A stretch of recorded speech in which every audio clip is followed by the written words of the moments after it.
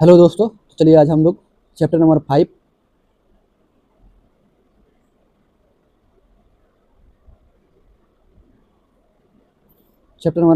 भारत की जलवायु पढ़ेंगे।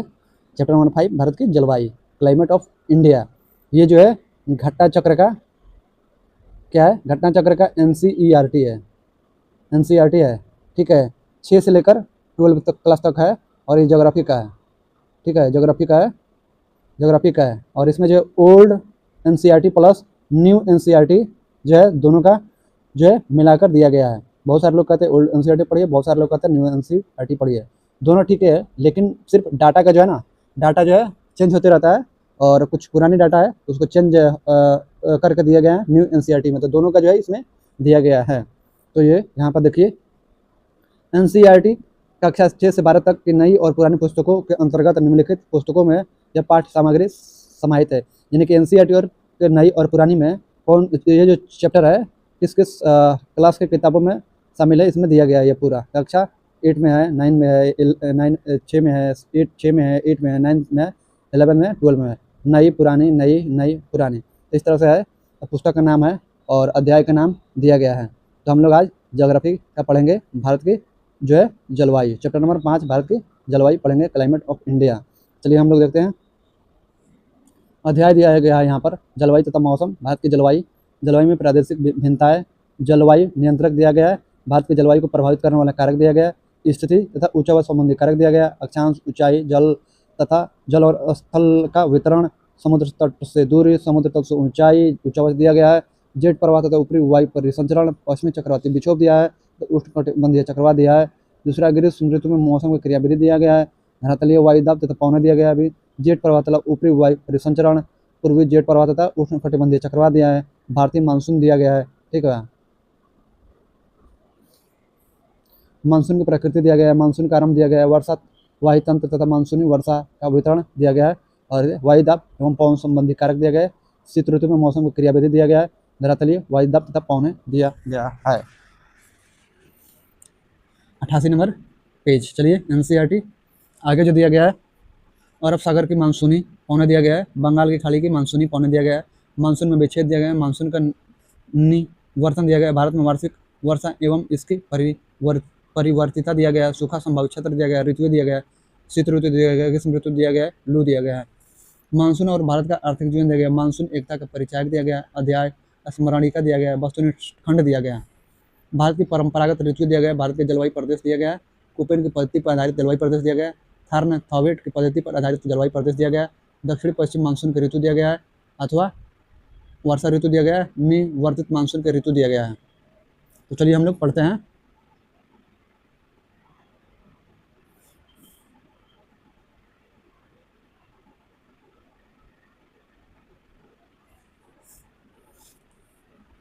जलवायु तथा मौसम दिया गया है। जलवायु तथा मौसम, क्लाइमेट एंड वेदर। जलवायु तथा मौसम, क्लाइमेट एंड वेदर दिया गया है। मौसम, वायुमंडल में दिन प्रतिदिन होने वाला परिवर्तन है। मौसम जो है, मौसम वायुमंडल में दिन प्रतिदिन होने वाला क्या है? तो परिवर्तन है। यानी कि मौसम वो होता है जो वायुमंडल में दिन प्रतिदिन होता है। दिन प्रतिदिन क्या होता है कि परिवर्तन होता है। कि जैसे कि अचानक से क्या हुआ कि धूप निकला है और अचानक से आपको क्या हुआ, आंधी तूफान आने, मतलब आंधी तूफान शुरू हो गया, काले बादल छा गए और बारिश होने लगी, तो ये मौसम हो गया। फिर अचानक से क्या हुआ, मौसम छाए हुए है, बारिश हो रही है। कुछ देर के बाद क्या हुआ कि धीरे धीरे बादल हट गए और उसके बाद से क्या हुआ कि मौसम एकदम खुला मौसम हो गया, ठीक है। तो ये क्या होता है कि ये मौसम है। तो मौसम आप समझ गए, दिन प्रतिदिन होने वाला परिवर्तन को मौसम कहा जाता है। इसमें तापमान, वर्षा तथा सूर्य का विकिरण आदि शामिल है। मौसम में जो है तापमान, टेम्परेचर, वर्षा तथा सूर्य का क्या है तो विकिरण इत्यादि सम्मिलित है। उदाहरण के लिए मौसम कभी गर्म तो कभी ठंडा होता है। यानी कि मौसम कभी गर्म हो जाएगा, कभी ठंडा होता है, कभी आसमान में बादल छा जाते हैं तो कभी वर्षा होती है। ऐसे भी दिन होते हैं जब हमें ऊनी वस्त्रों के बिना ठंड लगती है, ठंडी और तेज हवाएं चलती है। इन दिनों में हम गर्म चीज़ें खाना पसंद करते हैं। तो मौसम यही है कि कभी मतलब अचानक से क्या होगा कि धूप खिली हुई है, अचानक क्या होगा कि बादल छा जाएंगे, बारिश होने लगेगी, हवाएं बहने लगेगी, तो हल्का हल्का ठंडी लगने लगेगा। और कभी कभी ठंडी लग रही है, बारिश हो रही है, अचानक से क्या होगा कि बादल मतलब हट जाएंगे, हाँ, हवाएं बहना रुक जाएगी और धूप निकल जाएगी। तो ये भी होता है। ये सारी चीज़ें हैं, तो ये सभी क्या है कि मौसम है। चलिए अब जलवायु देखते हैं। एक विशाल क्षेत्र में लंबी लंबी समयावधि यानी 30 से 50 वर्ष में मौसम की अवस्थाओं तथा विविधताओं का कुल युग ही क्या है, तो जलवायु है। जलवायु मतलब वो है कि जिसमें जो एक विशाल क्षेत्र है, यानी कि पूरा मान लीजिए कि कोई क्षेत्र है, पूरा भारत है, ये मान लीजिए पूरा भारत है, ठीक है, पूरा भारत है, इसको रफ मैप ऐसे बना दिए, पूरा भारत है, यानी कि पूरा ये भारत है, आपका पूरा भारत है। और भारत में क्या हुआ कि लगभग 30 से 35 साल, 30 से मतलब 50 साल, 30 से 50 साल तक क्या हुआ कि 30 से 50 वर्ष में मौसम की अवस्था, यानी कि मौसम जो सारी मौसम जो होती है 30 से 50 साल में, तो सारी मौसम की अवस्थाओं और विविधताओं का कुल योग ही जलवायु है। यानी कि जितने भी मौसम है इंडिया में, उन सारे मौसम की अवस्था क्या है और उसकी विविधता क्या है, इस सबका योग ही क्या है कि जलवायु है। जलवायु, जैसे जलवायु जो है बोलते हैं क्लाइमेट चेंज की वजह से जो है क्या होता है, गर्मी बढ़ रही है, यानी कि बहुत ज़्यादा गर्मी बढ़ रही है, चाहे सूखा पड़ रहा है बहुत ज़्यादा, तो इसका कारण है कि बहुत लंबे समय तक जो है एक ही तरह के जो है ना क्या होते हैं, या अलग अलग तरह के मौसम होती है, और उससे क्या होता है कि उसकी विविधता और उसकी अवस्था के कारण क्या होता है, उसको जलवायु कहते हैं। जैसे टेम्परेचर का बहुत ज़्यादा हाई हो जा रहा है, यानी कि मतलब रिकॉर्ड बनाना, आप सुनते हैं ना कि न्यूज़ में, समाचार में, कि इस साल जो है इस क्षेत्र में या इस मतलब एरिया में बहुत ज़्यादा हाई टेम्परेचर रहेगा, मतलब इतने सालों का, 100 सालों का, 150 सालों का रिकॉर्ड तोड़ेगा। तो क्या है कि वो 100 सालों का रिकॉर्ड या 150 सालों का रिकॉर्ड इसलिए तोड़ रहा है क्योंकि एक लंबे समय तक जो है मौसम की अवस्था और विविधताओं का क्या होता है कि योग के कारण ही जलवायु जो है मतलब एक नए आयाम तक पहुँचती है। या कई बार होता है ना कि कोई पर्टिकुलर क्षेत्र में जो है, जैसे भारत हो गया, तो एक ठंड के मौसम एक नॉर्मल नहीं होता है कि एक टेम्परेचर होता है कि 7 डिग्री नॉर्मल एवरेज टेम्परेचर है भारत की, और 30 से 35 साल तक लगातार जो है ना कुछ ऐसा मतलब मौसम के द्वारा कुछ ऐसी क्रियाएं हो रही है जिसके कारण आने वाले समय में क्या होता है कि ये जो एवरेज टेम्परेचर है ये घटकर क्या हो जाएगा, 7 से घटकर 4 आ जाए या 3 आ जाए, ठीक है, या 2 आ जाए, तो क्या हुआ कि उसे जलवायु कहते हैं। यानी कि जलवायु जो है लंबे समय के अंतराल को दिखाता है, यानी कि लंबे समय अंतराल, यानी किसका, तो मौसम के लंबे समय अंतराल को जो है जलवायु कहते हैं। तो वही जलवायु के बारे में हो गया। चलिए हम लोग आगे बढ़ते हैं। जैसे धरती पर ऐसे ऐसे जगह जहाँ से पर टेम्परेचर जो है 50 डिग्री से भी ज़्यादा होता है, समझ गए। तो चलिए आगे बढ़ते हैं। और कहीं पर जो माइनस मतलब 25 डिग्री, 20 डिग्री, कहीं पर 30 डिग्री, कहीं पर 50 डिग्री तक होता है, माइनस में टेम्परेचर होता है, यानी कि हड्डी गलाने वाला टेम्परेचर भी होता है। तो ऐसे भी टेम्परेचर होते हैं। और मान लीजिए कि माइनस टेम्परेचर बहुत सालों तक चल रहा है, और 30 से 35 साल के बाद क्या होता है कि ये टेम्परेचर बढ़कर आपका 60 -60 डिग्री तक पहुँच जाता है। तो इसी को क्या कहते हैं, जलवायु की जलवायु जो है बदल रही है, यानी कि मौसम नहीं, जलवायु बदल रही है, क्लाइमेट बदल रहा है।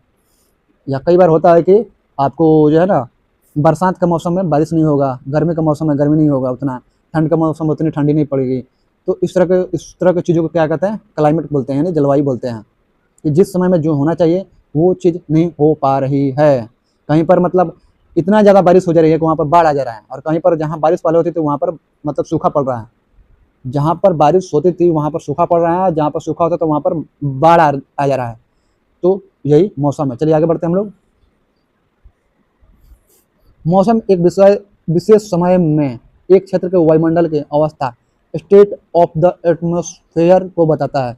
मौसम जो है एक विशेष समय में एक क्षेत्र के वायुमंडल की अवस्था, स्टेट ऑफ द एटमॉस्फेयर को बताता है।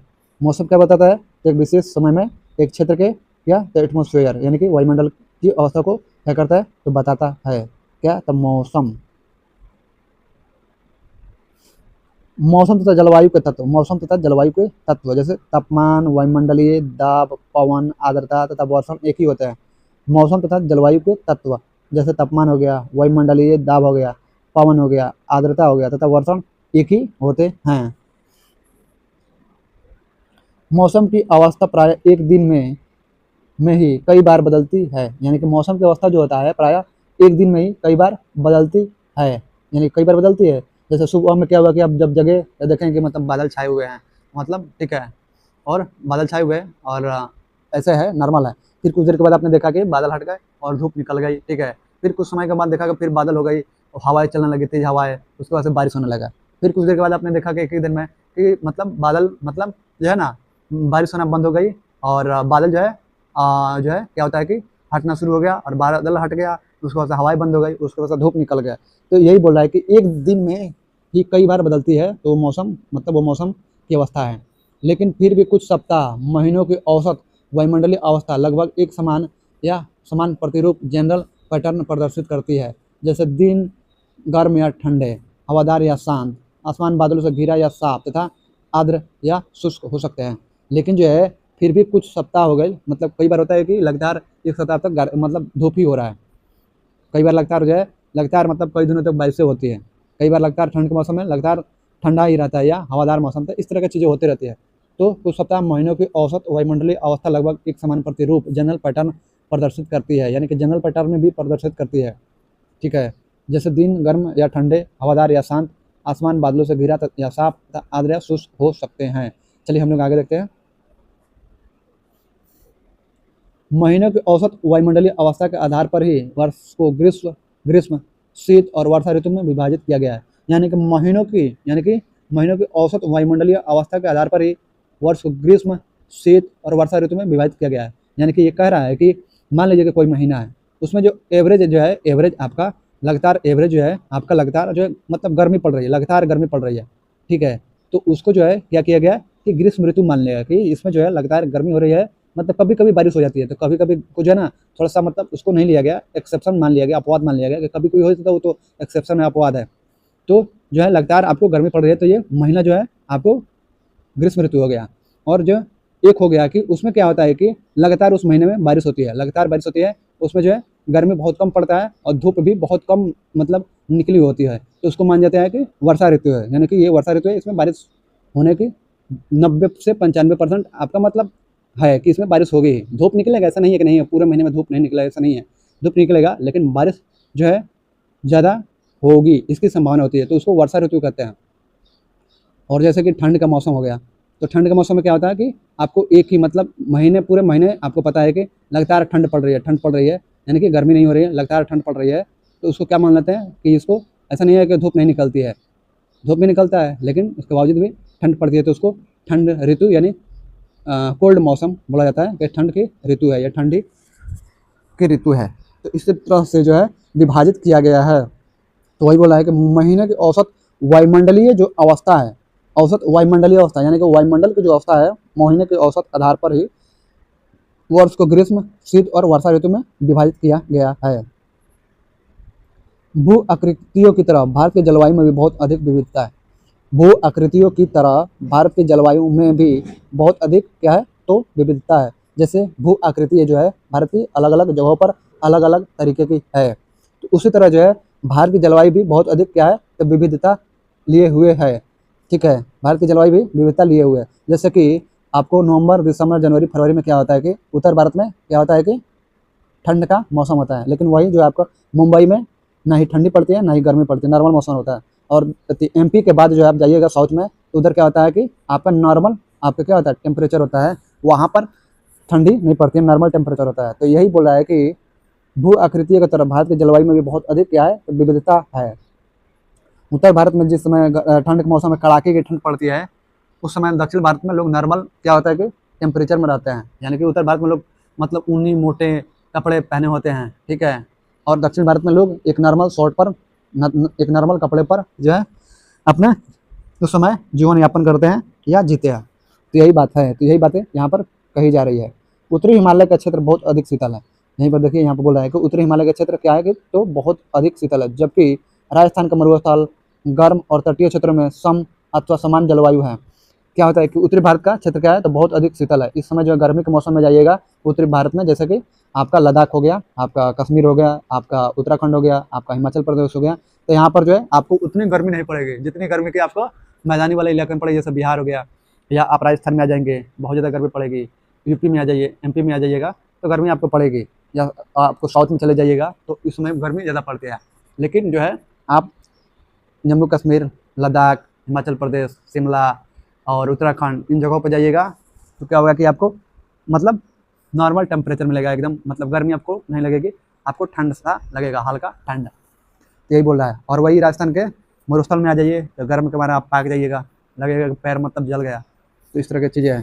तटीय क्षेत्र है जैसे मुंबई वाला है, केरल वाला इलाका है, जो भी तट के किनारे है, जैसे यहाँ से तट वाला इलाका है, इसमें क्या है कि जलवायु क्या होती है, समान होती है, नॉर्मल होती है। इसके कारण ये है कि पानी जो है, पानी समान होने के कारण क्या है, जलवायु तटीय इलाकों में, जैसे ठंड के मौसम में मुंबई में क्या होता है कि ठंड नहीं लगती है, गर्मी के मौसम में मुंबई में गर्मी भी नहीं लगती है, इसलिए कि पानी जो है, पानी समुद्री इलाका है और पानी जो है धीरे धीरे गर्म होता है, यानी कि और धीरे धीरे क्या होता है कि ठंडा होता है। बालू जो है बहुत तेजी से गर्म होता है, बहुत तेजी से क्या होता है, ठंडा हो जाता है। समझ गए, बाली का ये रूप है। अब पानी का धीरे धीरे गर्म होगा और धीरे धीरे ठंडा होगा। जब सुबह में सूरज निकलती है और धीरे धीरे पानी पर रोशनी पड़ती है, प्रकाश पड़ती है और धीरे धीरे धीरे गर्म होता है, क्योंकि समुद्री वो क्षेत्र है, तो वो तो कोई मतलब नदी और नाला तो है नहीं, तो बहुत बड़ा क्षेत्र है, विशाल क्षेत्र है, समुद्री महासागर ही है। तो क्या होगा, पानी धीरे धीरे धीरे गर्म होता है, धीरे धीरे गर्म होते होते तब तक क्या होता है कि शाम हो जाती है। फिर क्या होता है, पानी धीरे धीरे टेम्परेचर क्या होता है कि डाउन होने लगता है। इसलिए क्या होता है कि वहाँ पर जलवायु समान रहती है, नॉर्मल जलवायु रहती है। तो ये यहाँ पर ये बातें कह रहा है। चलिए हम लोग आगे देखते हैं।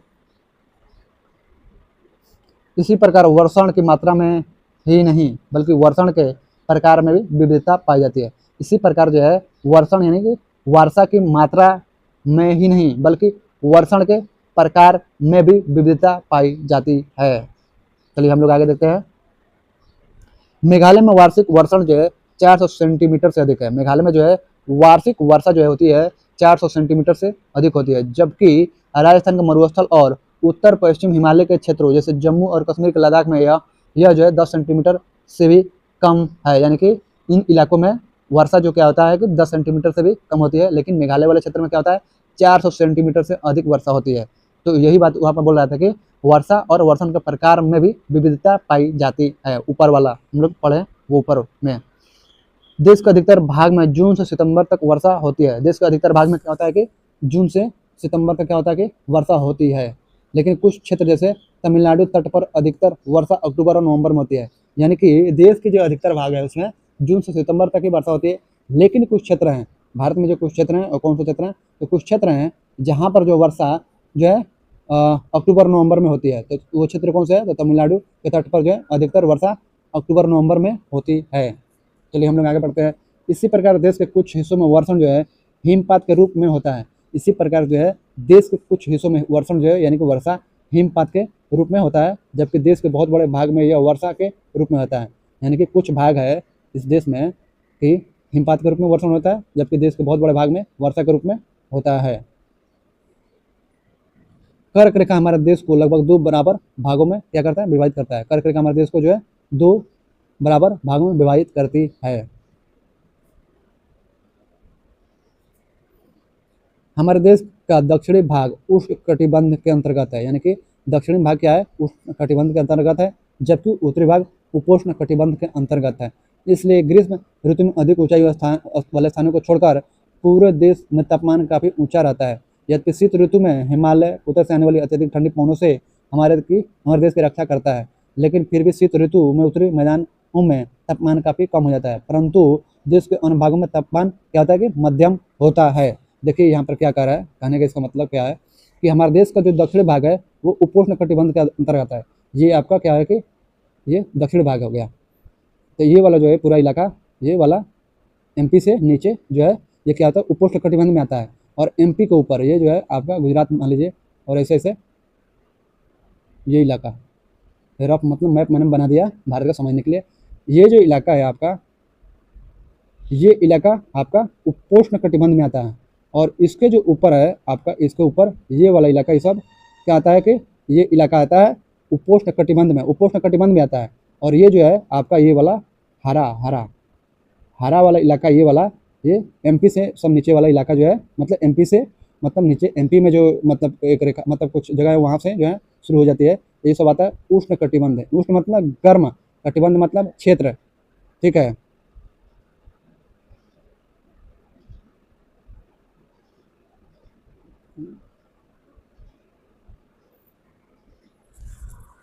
तो आपका जो है उष्ण कटिबंध में मतलब गर्म क्षेत्र के अंतर्गत आता है, यानी उष्ण मतलब गर्म था, कटिबंध मतलब क्षेत्र या जोन।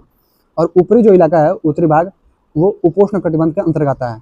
यही कारण है कि ग्रीष्म ऋतु में अधिक ऊंचाई वाले स्थानों को छोड़कर, यानी कि ग्रीष्म ऋतु जब होता है गर्मी का मौसम, तो अधिक ऊंचाई वाला क्षेत्र, यानी कि ऊंचाई वाला क्षेत्र कौन होगा, तो हिमालय वाला क्षेत्र होगा।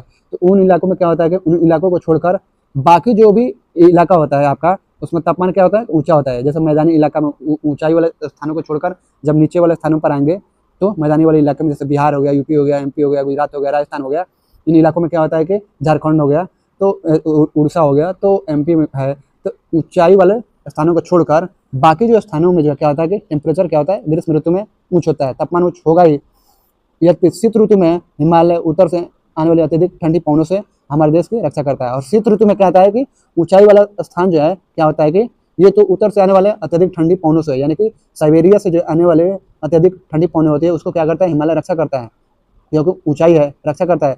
फिर भी क्या होता है कि वो इलाका क्या होता है कि, लेकिन फिर भी शीत ऋतु में उत्तरी मैदानों में तापमान काफ़ी क्या होता है कि कम हो जाता है, तापमान काफ़ी कम होता है, यानी कि टेम्परेचर नीचे हो जाता है, ठंड ज़्यादा पड़ती है उत्तर भारत में। परंतु देश के अन्य भागों में तापमान मध्यम, लेकिन देश के अन्य भागों में क्या होता है कि तापमान क्या होता है कि मध्यम होता है। इसी कटिबंध के कारण, ये दो कटिबंध है ना आपका, ये दो कटिबंध है, ये इन्हीं कटिबंधों के कारण ये सब कुछ होता है। चलिए हम लोग आगे बढ़ते हैं। अतः भारत की जलवायु बहुत हद तक उष्ण कटिबंधीय है। अतः भारत की जलवायु जो है बहुत हद तक क्या है कि उष्ण कटिबंधीय है। मौसम, वायुमंडल की क्षणिक अवस्था, मोमेंटरी स्टेट है। मौसम जो है वायुमंडल की क्षणिक अवस्था, मोमेंटरी स्टेट है, जबकि जलवायु का तात्पर्य अपेक्षाकृत लंबे समय की मौसमी दशाओं के औसत average of the weather condition से है। यानी कि मौसम जो है वायुमंडल की क्षणिक अवस्था, मोमेंटरी स्टेट है। मौसम क्या है, तो वायुमंडल की क्षणिक अवस्था है, यानी एक ही दिन में बहुत बार बदलती रहती है, यानी मौसम बदलता है, कभी गर्मी कभी ठंड हो जाएगा, और मतलब बारिश हो जाएगा, हवाएं कस मतलब तेजी से बनने लगती है, क्या होगा, मौसम ठंडा हो जाएगा, आपको मतलब ठंडा, हल्का हल्का ठंडा लगने लगता है, तो वही मौसम जो है इसी को कहते हैं। जबकि जलवायु का तत्व अपेक्षाकृत लंबे समय के मौसमी दशाओं के औसत, यानी कि लंबे समय तक जो भी मौसम है उन दशाओं के औसत से है, उनका औसत जो मौसम को निकाल ले जाएगा लंबे समय का, तो उसी के से है क्या, तो जलवायु। तो यही बोल रहे हैं average of the weather condition से है। मौसम जल्दी जल्दी बदलता है, मौसम जो है जल्दी जल्दी बदलता है, जैसे कि एक दिन में या एक सप्ताह में, परंतु जलवायु में बदलाव 50 अथवा इससे भी अधिक वर्षों में आता है। परंतु जलवायु में जो बदलाव आता है वो 50 अथवा इससे भी अधिक वर्षों में आता है। सामान्यतः भारत में 4 प्रमुख मौसम होते हैं। सामान्यतः जो है भारत में 4 प्रमुख मौसम होते हैं। दिसंबर से फरवरी तक ठंडा मौसम यानी सर्दी। दिसंबर से फरवरी तक क्या होता है, ठंडा मौसम यानी सर्दी होता है। मार्च से मई तक गर्म मौसम यानी गर्मी। जून से सितंबर तक दक्षिण पश्चिम मानसून का मौसम यानी वर्षा। अक्टूबर और नवंबर में मानसून के लौटने का मौसम यानी शरद। भारत की जलवायु, क्लाइमेट ऑफ इंडिया, अब देखते हैं। भारत की जलवायु को मानसूनी जलवायु कहा गया है। भारत की जलवायु को मानसूनी जलवायु कहा गया है क्योंकि मानसून पर निर्भर है। दक्षिण में केरल तथा तमिलनाडु की जलवायु उत्तर में उत्तर प्रदेश तथा बिहार की जलवायु से अलग है। यानी कि दक्षिण में जो है केरल तथा तमिलनाडु की जलवायु, उत्तर में उत्तर प्रदेश तथा बिहार की जलवायु से क्या है, तो अलग है। फिर भी इन सभी राज्यों की जलवायु मानसूनी प्रकार की है। फिर भी इन राज्यों की सभी राज्यों की जलवायु क्या है, तो मानसूनी प्रकार की है। एशिया में इस प्रकार की जलवायु मुख्यतः दक्षिण तथा दक्षिण पूर्व एशिया में पाई जाती है। यानी कि एशिया जो है, एशिया महादेश में जो इस प्रकार की जलवायु जो है मुख्यतः दक्षिण तथा दक्षिण पूर्व एशिया में पाई जाती है। चलिए हम लोग आगे देखते हैं। जलवायु में प्रादेशिक भिन्नताएं, जलवायु में प्रादेशिक भिन्नताएं, regional differences in climate. Bharat की जलवायु को सामान्य प्रतिरूप, जनरल पैटर्न में लगभग एकरूपता होते हुए भी देश की जलवायु अवस्था में अनेक प्रादेशिक भिन्नताएं, रीजनल वेरिएशंस है। यानी कि भारत की जलवायु को सामान्य प्रतिरूप, जनरल पैटर्न में लगभग एकरूपता होते हुए भी देश की जलवायु अवस्था में अनेक प्रादेशिक भिन्नताएं, रीजनल वेरिएशंस है।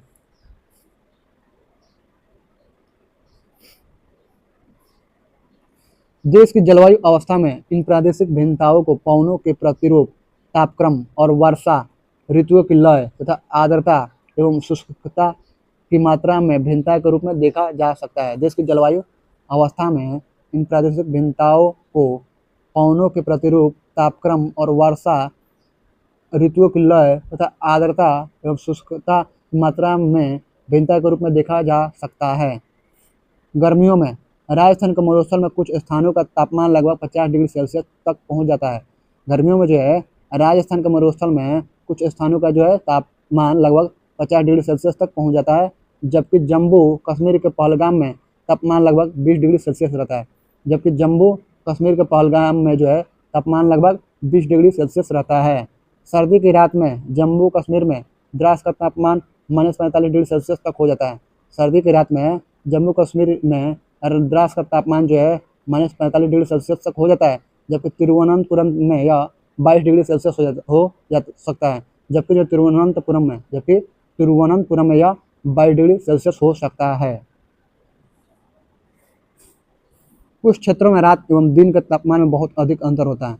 कुछ क्षेत्रों में जो है रात एवं दिन के तापमान में क्या होता है कि बहुत अधिक अंतर होता है। जैसे थार मरुस्थल में दिन का तापमान 50 डिग्री सेल्सियस तक हो सकता है, यानी कि थार जो मरुस्थल है राजस्थान में, इसमें क्या होता है कि थार मरुस्थल में दिन का तापमान जो है 50 डिग्री सेल्सियस तक हो सकता है, जबकि उसी रात यह नीचे गिरकर 15 डिग्री सेल्सियस तक पहुँच सकता है। जबकि उसी रात जो है यह नीचे गिरकर 15 डिग्री सेल्सियस तक पहुँच सकता है, क्योंकि जो है बालू का आपका रूप है कि वो बहुत जल्दी गर्म होता है और बहुत जल्दी क्या होता है कि ठंडा होता है। पानी जो है धीरे धीरे गर्म होता है और धीरे धीरे ठंडा होता है। जबकि केरल या अंडमान निकोबार में दिन तथा रात का तापमान लगभग एक ही समान रहता है। जबकि केरल या अंडमान निकोबार में दिन तथा रात का टेम्परेचर लगभग एक ही समान रहता है, क्योंकि ये केरल और अंडमान के आगे समुद्र के किनारे है, इसीलिए। सामान्य रूप से तटीय क्षेत्रों के तापमान में अंतर कम होता है। सामान्य रूप से तटीय क्षेत्रों के तापमान में अंतर यानी तापांतर कम होता है, जबकि देश के आंतरिक भागों में मौसमी या ऋतुनिष्ठ अंतर अधिक होता है। जबकि देश के आंतरिक भागों में जो है मौसमी या ऋतुनिष्ठ अंतर अधिक होता है। उत्तरी मैदान में वर्षा की मात्रा सामान्यतः पूर्व से पश्चिम की ओर घटती जाती है। उत्तरी मैदान में वर्षा की मात्रा जो है सामान्यतः पूर्व से पश्चिम की ओर क्या होता है, घटती जाती है। ये भिन्नताएं लोगों के जीवन में विविधता लाती है। ये भिन्नताएं जो है लोगों के जीवन में विविधता लाती है, जो उनके भोजन, वस्त्र और घरों के प्रकार में दिखती है। ये भिन्नताएं लोगों के जीवन में विविधता लाती है, जो उनके भोजन, वस्त्र और घरों के प्रकार में क्या होता है कि दिखती है। महत्वपूर्ण तथ्य, महत्वपूर्ण देख सकते हैं तथ्य क्या है, इंपॉर्टेंट फैक्ट। दक्षिण भारत का बहुत बड़ा भाग अपनी प्रायद्वीपीय आकृति और लंबी तटरेखा के कारण समुद्र के समकारी प्रभाव के अंतर्गत आ जाता है। दक्षिण भारत का बहुत बड़ा भाग जो है अपनी प्रायद्वीपीय आकृति, प्रायद्वीपीय क्या है कि आकृति और लंबी तटरेखा के कारण समुद्र के समकारी प्रभाव के अंतर्गत आ जाता है। फलस्वरूप दिन और रात तथा ग्रीष्म ऋतु और शीत ऋतु के तापमान में अधिक अंतर नहीं होता है। फलस्वरूप जो है दिन और रात तथा ग्रीष्म ऋतु और शीत ऋतु के तापमान में अधिक अंतर नहीं होता। इस प्रकार के जलवायु को सम जलवायु कहते हैं। इस प्रकार के जलवायु को जो है सम जलवायु कहते हैं। प्रायद्वीपीय भारत के आंतरिक भागों और उत्तरी मैदान के बहुत से भाग में ताप परिसर यानी तापांतर तापांतर अधिक होता है। प्रायद्वीपीय भारत के आंतरिक भागों और उत्तरी मैदान के बहुत से भाग में ताप परिसर यानी तापांतर अधिक होता है, क्योंकि वे समुद्र से बहुत दूर हैं। इसे महाद्वीपीय प्रकार की जलवायु कहते हैं। इसे जो है महाद्वीपीय प्रकार की जलवायु कहते हैं। इसका मतलब क्या होगा कि प्रायद्वीपीय भारत के आंतरिक भाग यानी प्रायद्वीपीय भारत के आंतरिक जो भाग है उसमें जो है उत्तरी मैदान के बहुत से भाग में ताप परिसर यानी तापांतर क्या होता है कि अधिक होता है, क्योंकि वो समुद्र से बहुत दूर है। इसे महाद्वीपीय प्रकार के जलवायु कहते हैं। जलवायु नियंत्रक क्लाइमेटिक कंट्रोलर्स देखते हैं। किसी भी क्षेत्र की जलवायु को नियंत्रित करने वाले 6 प्रमुख कारक हैं। किसी भी क्षेत्र की जलवायु को नियंत्रित करने वाले 6 क्या है, प्रमुख कारक हैं। पहला अक्षांश है, दूसरा तुंगता या ऊंचाई है, तीसरा वायुदाब एवं पवन तंत्र है, चौथा समुद्र से दूरी है, पांचवा महासागरीय धाराएं तथा छठा ऊंचावच और लक्षण है। पांचवा क्या है, तो महासागरीय धाराएं हैं तथा छठा ऊंचावच लक्षण है। पहला क्या है, अक्षांश है, दूसरा तुंगता या ऊंचाई है, तीसरा वायुदाब एवं पवन तंत्र है, चौथा समुद्र से दूरी है, पांचवा महासागरीय धाराएं तथा छठा ऊंचावच लक्षण है।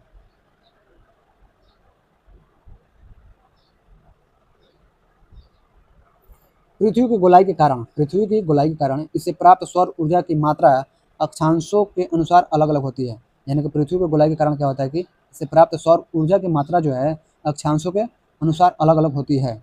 इसके परिणाम स्वरूप तापमान विषुवत से ध्रुवों की ओर समानता घटता जाता है। इसके परिणाम स्वरूप क्या होता है कि तापमान जो है विषुवत से ध्रुवों की ओर क्या होता है कि समानता घटता जाता है। जैसे कि ये आपका पृथ्वी हो गया, इसकी गोलाई के कारण, यहाँ पर बोला कि गोलाई के कारण इससे औसत जो इससे प्राप्त सौर ऊर्जा की मात्रा अक्षांशों के अनुसार अलग अलग होती है। जैसे ये अक्षांश हो गया, ये अक्षांश हो गया, इस तरह हो गया, इस तरह, ठीक है, इस तरह। और यहाँ पर क्या होगा 90 डिग्री नॉर्थ हो गया, ये 90 डिग्री आपका 90 डिग्री साउथ हो गया, ये 0 डिग्री अक्षांश हो गया, और ये यहाँ पर ऐसे मतलब मान लीजिए 1 2 ऐसे करते करते 23.5 डिग्री यहाँ पर पेन नहीं है इसलिए ऐसा लिखा जा रहा है।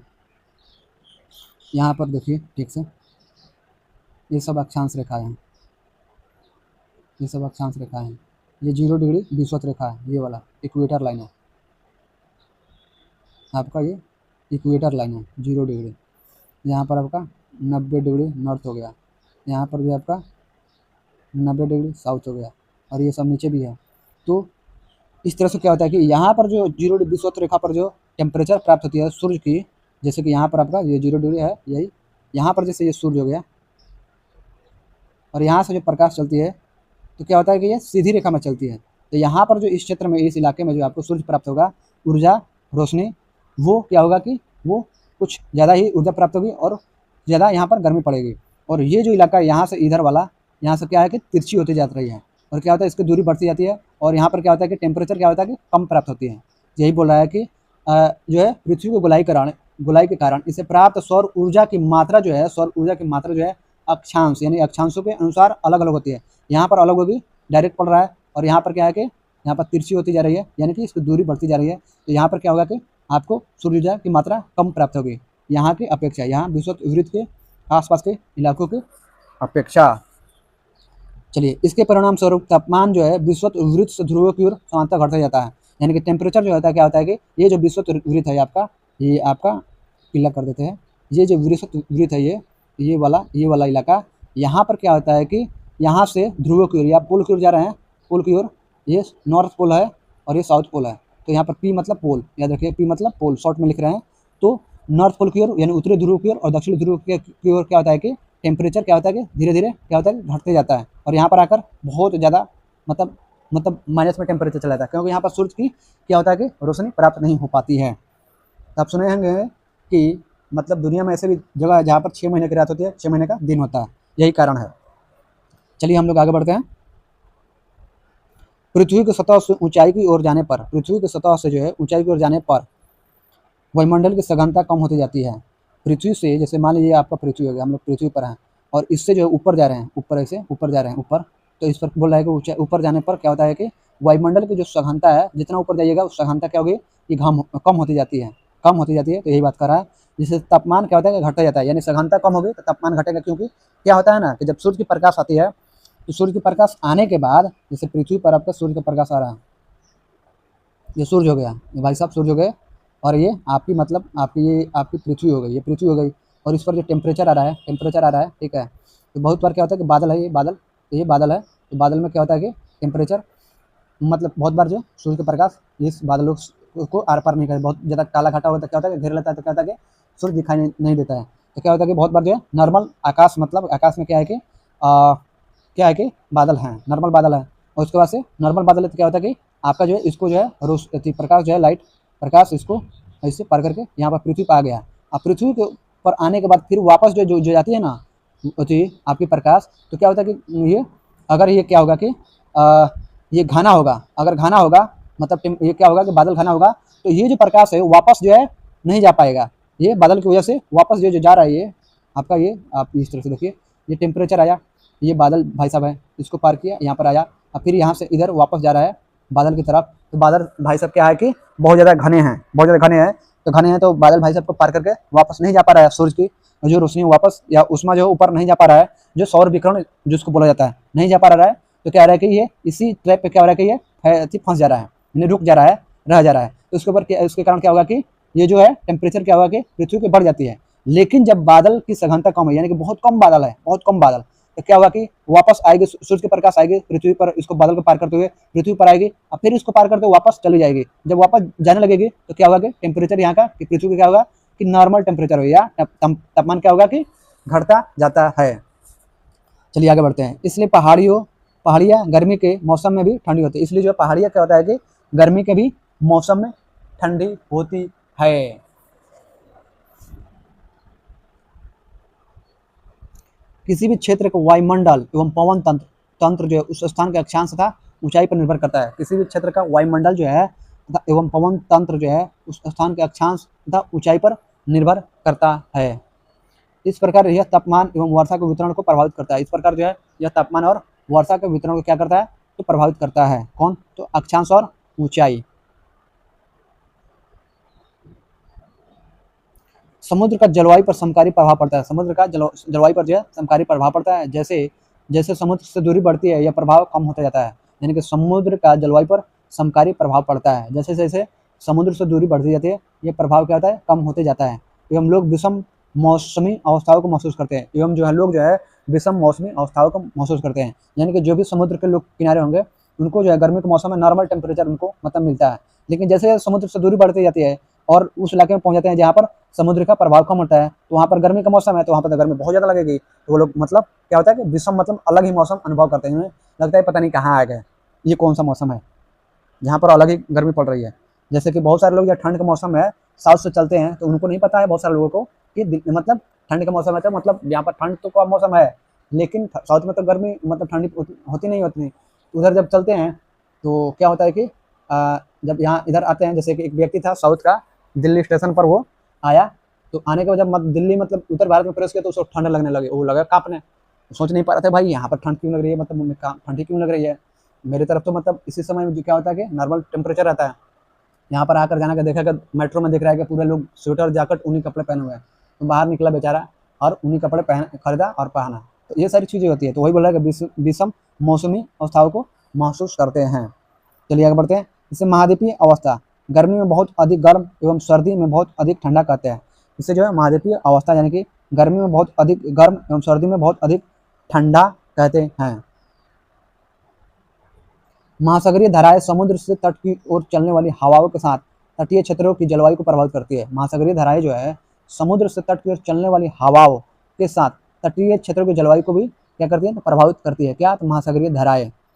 उदाहरण के लिए कोई भी तटीय क्षेत्र जहाँ गर्म या ठंडी जलधारा बहती हो और वायु की दिशा समुद्र से तट की ओर हो, तब वह तट भी गर्म या ठंडी जलधारा के कारण गर्म या ठंडा हो जाता है। तो मान लीजिए कि कोई तटीय क्षेत्र है और पानी जो है, पानी की जो जलधारा है वो गर्म है, पानी गर्म है, गर्म जलधारा है। तो क्या हुआ कि और गर्म जलधारा है और पानी का जो हवा का जो बहाव है वो जलधारा से तट की ओर है। तो तट की ओर है तो पानी कहाँ से बहकर आ रही है, तो तट जलधारा की ओर से आ रही है। जलधारा क्या है, तो गर्म जलधारा है। आप पढ़ेंगे गर्म जलधारा और ठंडी जलधारा आगे। तो गर्म जलधारा की ओर से जब पानी हवा का जो प्रवाह होकर आ रहा है तट की ओर, तो क्या हुआ कि हवा भी क्या होगी, गर्म होगी। तो वो क्या हुआ कि तट पर भी गर्मी महसूस होगी, गर्मी होगी। अगर ठंडी जलधारा है और हवा का प्रवाह जलधारा से तट की ओर है, तो ठंडी जलधारा है तो उसका प्रभाव क्या होगा, तट पर ठंडी होगी। तो वही ये बात कह रहा है कि जलधारा जैसी भी होगी तो अगर गर्म होगी तो गर्म होगा और ठंडी होगी तो तट भी ठंडा होगा। चलिए आगे बढ़ते हैं। अंत में किसी स्थान की जलवायु को निर्धारित करने में ऊंचावच की भी महत्वपूर्ण भूमिका होती है। अंत में जो है किसी भी स्थान की जलवायु को निर्धारित करने में ऊंचावच की भी महत्वपूर्ण भूमिका होती है। चलिए आगे बढ़ते हैं। ऊंचे पर्वत ठंडी अथवा गर्म वायु को अवरोधित करती है। ऊंचा जो पर्वत होता है वो ठंडी, जैसे कि हिमालय है, क्या है, ऊंचा पर्वत है। तो क्या होता है कि ठंड के मौसम में साइबेरिया से जो आने वाली, जैसे हिमालय है तो क्या होता है कि उत्तर भारत में क्या होता है कि ठंड के मौसम में साइबेरिया से आने वाली कड़ाके की जो ठंडी हवाएं आती है उसको हिमालय क्या करता है कि रोकता है, और जैसे कि रोकता है। तो वही बोल रहा है ऊंचे पर्वत ठंडी अथवा गर्म वायु को अवरोधित करती है। और गर्मी के मौसम में जैसे तिब्बत का पठार हो गया तो क्या होता है कि बहुत ज़्यादा गर्म हो जाता है, तो उधर से भी गर्म हवाएं जब आएगी तो उसको भी ऊंची पहाड़ क्या होती है, रोकती है। तो अवरोधित करते हैं, ये बोला है कि अवरोधित करते हैं। यदि इनकी ऊंचाई इतनी हो कि वे वर्षा लाने वाली वायु के रास्तों को रोकने में सक्षम हो तो ये उस क्षेत्र में वर्षा का कारण भी बन सकते हैं। ये बोल रहा है कि यदि उनकी ऊंचाई इतनी हो कि वे वर्षा लाने वाली वायु के रास्तों को रोकने में सक्षम हो, यदि इनकी ऊंचाई इतनी हो कि वे वर्षा लाने वाली वायु के जो रास्ते हैं रोकने में सक्षम हो तो ये उस क्षेत्र में वर्षा का कारण भी बन सकते हैं। इसके विपरीत पर्वतों के पवनाभिमुख ढाल अपेक्षाकृत सूखे रहते हैं। इसके विपरीत जो है पर्वतों के पवनाभिमुख ढाल अपेक्षाकृत क्या होता है, सूखे रहते हैं। चलिए आगे बढ़ते हैं। एक पर्वत के पवनाभिमुख यानी पवनमुखी ढाल पर अधिक वर्षा होती है, जबकि इसकी दूसरी ओर पवनभिमुख ढाल वृष्टि छाया प्रदेश में होने के कारण कम वर्षा प्राप्त करता है। इसे हम लोग पढ़ेंगे, समझेंगे। महाबालेश्वर जो पश्चिमी घाट के पवनाभिमुख ढाल पर स्थित है में वार्षिक वर्षा 625 सेंटीमीटर होती है, जबकि दूसरी ओर पश्चिमी घाट के पवन विमुख ढाल पर इसके उत्तर पूर्व में कुछ ही किलोमीटर की दूरी पर स्थित पुणे महाबलेश्वर की वर्षा का 10वां भाग ही प्राप्त कर पाता है।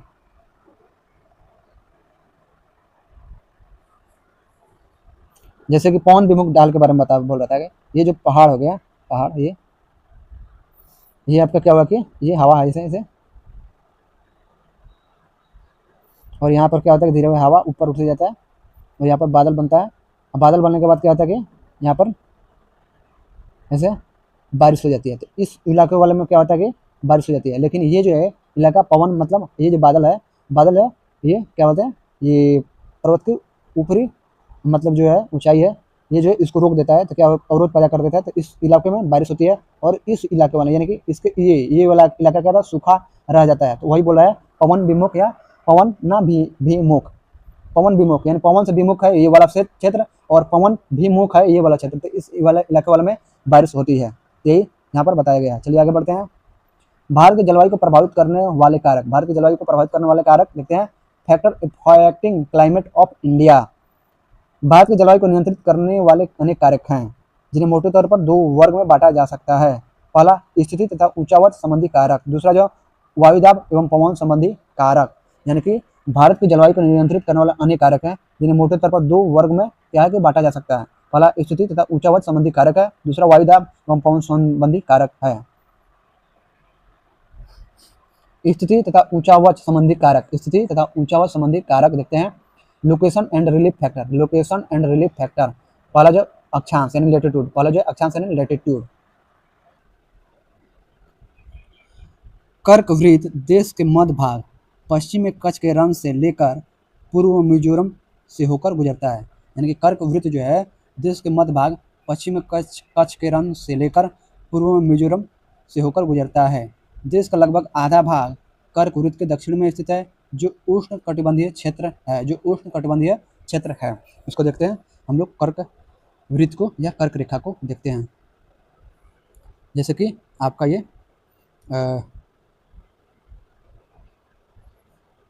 इंडिया का रफ मैंने मैप बना दिया, ठीक है।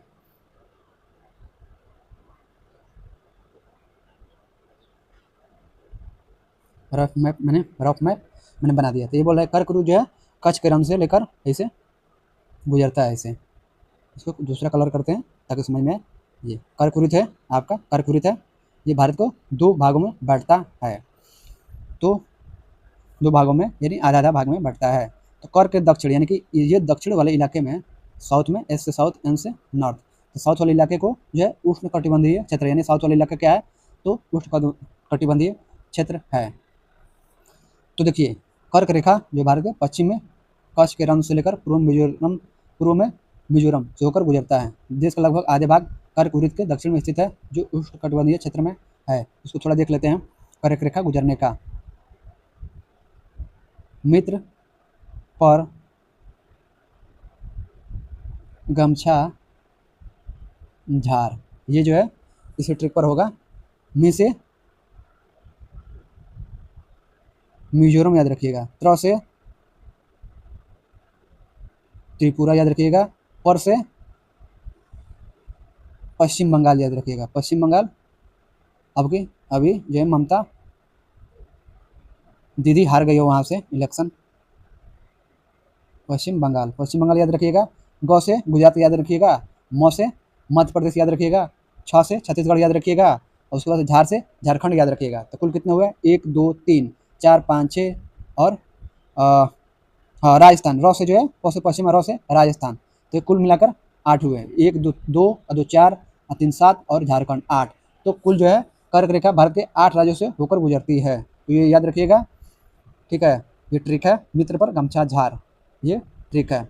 तो पूरा आपको इसी ट्रिक पर जो है याद रखना है, या अपना खुद का ट्रिक अगर आपको पता है या आप बनाए होंगे या बना सकते हैं तो बना लीजिएगा। जैसे भी हो याद रखने की कोशिश कीजिएगा, सवाल पूछे जाते हैं, याद होना चाहिए चाहे जैसे भी हो। कर्क रेखा पूर्व से पश्चिम दिशा में देश के मध्य भाग से गुजरती है। कर्क रेखा जो है पूर्व से पश्चिम दिशा में देश के मध्य भाग से गुजरती है। इस प्रकार भारत का उत्तरी भाग उपोष्ण कटिबंध में है, यानी कि ऊपरी जो भाग है आपका वो उपोष्ण कटिबंध में है, और दक्षिणी भाग ऊपर बोल रहा था कि उष्ण कटिबंध क्षेत्र में है, और कर्क रेखा के दक्षिण में स्थित भाग उष्ण कटिबंध में पड़ता है। उत्तरी भाग ये जो है आपका भारत हो गया। रफ मैप में बना रहा हूँ, ठीक है, ऐसे मतलब समझने के लिए रफ मैप। ये जो है आप मैंने बीचे बीचे आप काट लीजिएगा, ये आपका कर्क रेखा हो गया, कर्क रेखा हो गया। तो ये नॉर्थ वाला भाग जो है आपका क्या है, तो उपोष्ण कटिबंध हो गया, और ये साउथ वाला भाग हो गया आपका उष्ण कटिबंध हो गया। तो यही बात कह रहा है, चलिए हम लोग यही बात कर रहा है, तो चलिए हम लोग आगे बढ़ते हैं। उष्ण कटिबंध जो है, उष्ण कटिबंध भूमध्य रेखा के अधिक निकट होने के कारण, यानी कि उष्ण कटिबंध जो है भूमध्य रेखा के अधिक निकट होने के कारण वर्ष भर ऊंचे तापमान तथा न्यूनतम दैनिक और वार्षिक तापांतर का अनुभव करता है। यानी कि उष्ण कटिबंध जो है भूमध्य रेखा के अधिक निकट होने के कारण वर्ष भर ऊंचे तापमान और तथा न्यूनतम दैनिक और वार्षिक तापांतर का अनुभव करता है उष्ण कटिबंध। जबकि कर्क रेखा से उत्तर में स्थित भाग में भूमध्य रेखा से दूर होने के कारण उच्च दैनिक तथा वार्षिक तापांतर के साथ विषम जलवायु पाई जाती है। इन सब का कहने का मतलब ये है कि ये आपका जो है आपका ये आपका ग्लोब हो गया, और ग्लोब में ये हो गया आपका विषुवत रेखा 0 डिग्री, इसी को भूमध्य रेखा भी कहा जाता है, भूमध्य रेखा। तो यहाँ पर जो है बोला है कि उष्ण कटिबंध जो है भूमध्य रेखा के अधिक निकट होने के कारण, और भारत जो है यहाँ पर ये भारत हो गया, ठीक है, ये माना ये वाला क्षेत्र भारत हो गया, भारत हो गया। अब यहाँ पर देखिए, यहाँ नीचे हम लोग दूसरे कलर से करते हैं, रेड करते हैं। अब यहाँ पर देखिए कि कहाँ पर देखिए, जगह जगह जगह स्थान चाहिए समझाने के लिए, यहीं पर मैं बना देता हूँ। जैसे कि आपका ये भारत होगा छोटा सा, और ये आपका साउथ हो गया, और ये आपका इक्वेटर यानी विषुवत रेखा हो गया 0 डिग्री, इसी को भूमध्य रेखा बोलते हैं। तो यहाँ पर बोल रहा है कि उष्ण कटिबंध, ठीक है, भूमध्य रेखा का अधिक निकट होने के कारण वर्ष भर उच्च तापमान तथा न्यूनतम दैनिक और वार्षिक तापांतर का अनुभव करता है। तो भूमध्य रेखा का जो भी निकट होगा, तो क्या होता है कि यहाँ पर जो सूर्य का रेखा होता है, ये भूमध्य रेखा पर क्या होता है कि बहुत ज़्यादा प्राप्त होता है सूर्य की ऊर्जा, डायरेक्ट सन पड़ता है। तो इसके कारण क्या होता है कि यहाँ पर वर्ष भर क्या होता है, उच्च तापमान होता है भूमध्य रेखा के कारण। तो ये क्या होता है कि आपका जो उष्ण कटिबंध है भारत का, ये वाला ये वाला इलाका है जो ना भारत का, ये वाला ये, तो ये जो है आपका उष्ण कटिबंध में आता है। तो ये क्या है कि ये आपका भूमध्य रेखा है। तो यहाँ पर क्या होगा कि वर्ष भर क्या होता है कि तापमान क्या होता है कि ऊंचा होता है, ठीक है, तथा न्यूनतम दैनिक यानी न्यूनतम दैनिक और वार्षिक तापांतर, यानी कि तापमान ऊंचा होता है तथा न्यूनतम मतलब दैनिक और वार्षिक तापांतर का अनुभव करता है, वार्षिक तापांतर का अनुभव करता है। जबकि कर्क रेखा से उत्तर भाग में, यानी कर्क रेखा का ये जो कर्क रेखा था काटा था, मैंने बताया था ना, कर्क रेखा ये कर्क रेखा काटा था भारत को, 8 राज्यों से होकर गुजर रहा था। तो यहाँ पर बोल रहा है कि जबकि कर्क रेखा से उत्तर में स्थित भाग में भूमध्य रेखा से दूर, यानी कि यहाँ पर जो है भूमध्य रेखा क्या है यहाँ से, और ये जो कर्क रेखा है इसके उत्तर वाला ये इलाका क्या है कि दूर है, और ये इलाका क्या है, ये भूमध्य रेखा से नजदीक है। तो ये क्या है कि उत्तर वाला जो भाग है, कर्क रेखा से उत्तर में स्थित जो भाग है, ये भूमध्य रेखा से क्या है कि दूर है, जिसके कारण यहाँ पर क्या होता है कि आपका क्या होता है कि उच्च दैनिक तथा वार्षिक तापांतर के साथ विषम जलवायु पाई जाती है, यानी कि विषम जलवायु पाई जाती है, यानी कि अलग अलग जलवायु, ठीक है। यहाँ जो है इस इलाके में टेम्परेचर जो है लगभग समान मिलता है, लेकिन यहाँ पर उत्तर भारत में गर्मी भी पूरा गर्मी होता है, गर्मी में भी गर्मी होता है, ठंड में भी ठंडी होता है। लेकिन हाँ, गर्मी होता है राजस्थान, एमपी, गुजरात, बिहार, उत्तर प्रदेश, ये जो मैदानी इलाके हैं यहाँ पर गर्मी के मौसम में बहुत ज़्यादा गर्मी अनुभव होता है। लेकिन हाँ, ऊंचाई वाले स्थान पर क्या होता है कि आपको हल्का टेम्परेचर जो है कम होता है, जैसे जम्मू कश्मीर, लद्दाख, शिमला हो गया, उत्तराखंड हो गया, ठीक है, हिमाचल प्रदेश हो गया। इस समय गर्मी के मौसम में आप जाइएगा उन इलाकों में, तो क्या होगा कि आपको नॉर्मल टेम्परेचर मिलेगा, ठीक है। लेकिन आपको इस गर्मी के मौसम में बिहार, यूपी, आपको झारखंड हो गया, आपका एमपी हो गया, राजस्थान हो गया, इन इलाकों में रहिए तो आपको गर्मी महसूस होगा। लेकिन जब आप इस इलाके में जाइएगा गर्मी के मौसम में, तो यहाँ पर क्या है कि यहाँ पर तटीय इलाके में मौसम जो है आपको क्या मिलेगा, तो नॉर्मल मिलेगा, क्योंकि यहाँ पर जो है समुद्र के कारण है। तटीय इलाकों में जैसे गर्मी का मौसम है तो समुद्र रहती है, मुंबई में जाइएगा तो टेम्परेचर आपको नॉर्मल मिलेगा। लेकिन क्यों, तट के किनारे है, समुद्र से के तट के किनारे है। लेकिन तट से जब दूरी बढ़ती है तो क्या होता है कि यहाँ पर भी गर्मी के मौसम में बहुत ज़्यादा गर्मी पड़ती है, साउथ में भी। तो यही कारण है, तो ये सारी चीज़ें हैं जो काम करती हैं, मौसम जलवायु के पीछे बहुत सारे कारण होते हैं। तो चलिए हम लोग आगे बढ़ते हैं।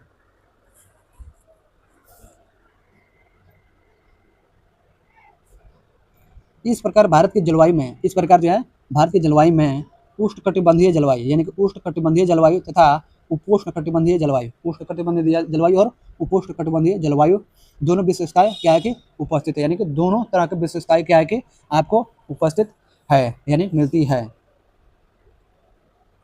अब देखेंगे दूसरा ऊंचाई, यानी कि एल्टीट्यूड जो है मौसम और जलवायु में जो है ऊंचाई भी बहुत मायने रखता है। ऊंचाई, भारत के उत्तर में हिमालय पर्वत स्थित है। भारत के उत्तर में हिमालय पर्वत स्थित है। इसकी औसत ऊंचाई लगभग 6000 मीटर है। इसकी औसत ऊंचाई कितनी है? लगभग क्या है? तो 6000 मीटर है। हिमालय जो है मध्य एशिया से आने वाली ठंडी हवाओं को भारतीय उपमहाद्वीप में प्रवेश करने से रोकता है। यानी कि हिमालय क्या करता है कि मध्य एशिया से आने वाली ठंडी हवाओं को क्या करता है कि भारतीय उपमहाद्वीप में आने से क्या करता है कि ये जैसे हिमालय हो गया, हिमालय हो गया, ठीक है। और ये इधर इसके नीचे जो है ये भारत है, आपका ये भारत है। इधर से जो मध्य एशिया से हवाएं आ रही है, ठंडी हवाएं, इसको हिमालय क्या करता है? तो रोकता है।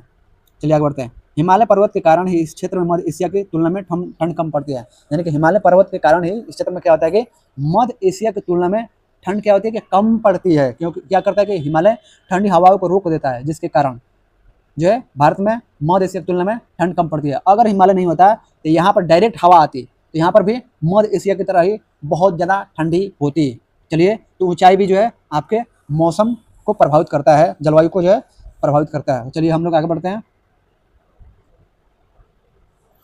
हिमालय पर्वत देखते हैं।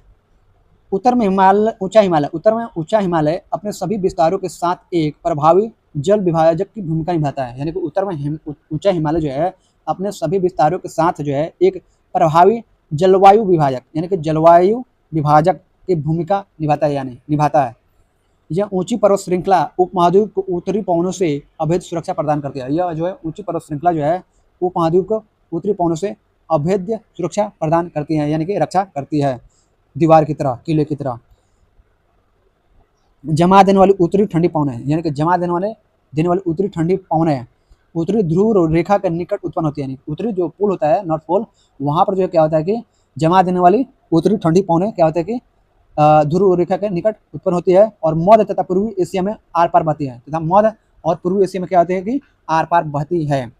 इसी प्रकार हिमालय पर्वत मानसूनी पवनों को रोककर, इसी प्रकार जो है हिमालय पर्वत जो है मानसूनी पवनों को रोककर भारतीय उपमहाद्वीप में वर्षा के कारण ही बनता है। इसी प्रकार जो है क्या होता है कि हिमालय पर्वत मानसूनी पवनों को रोककर भारतीय उपमहाद्वीप में वर्षा के कारण बनता है। जैसे कैसे बनता है, ध्यान से देखिएगा।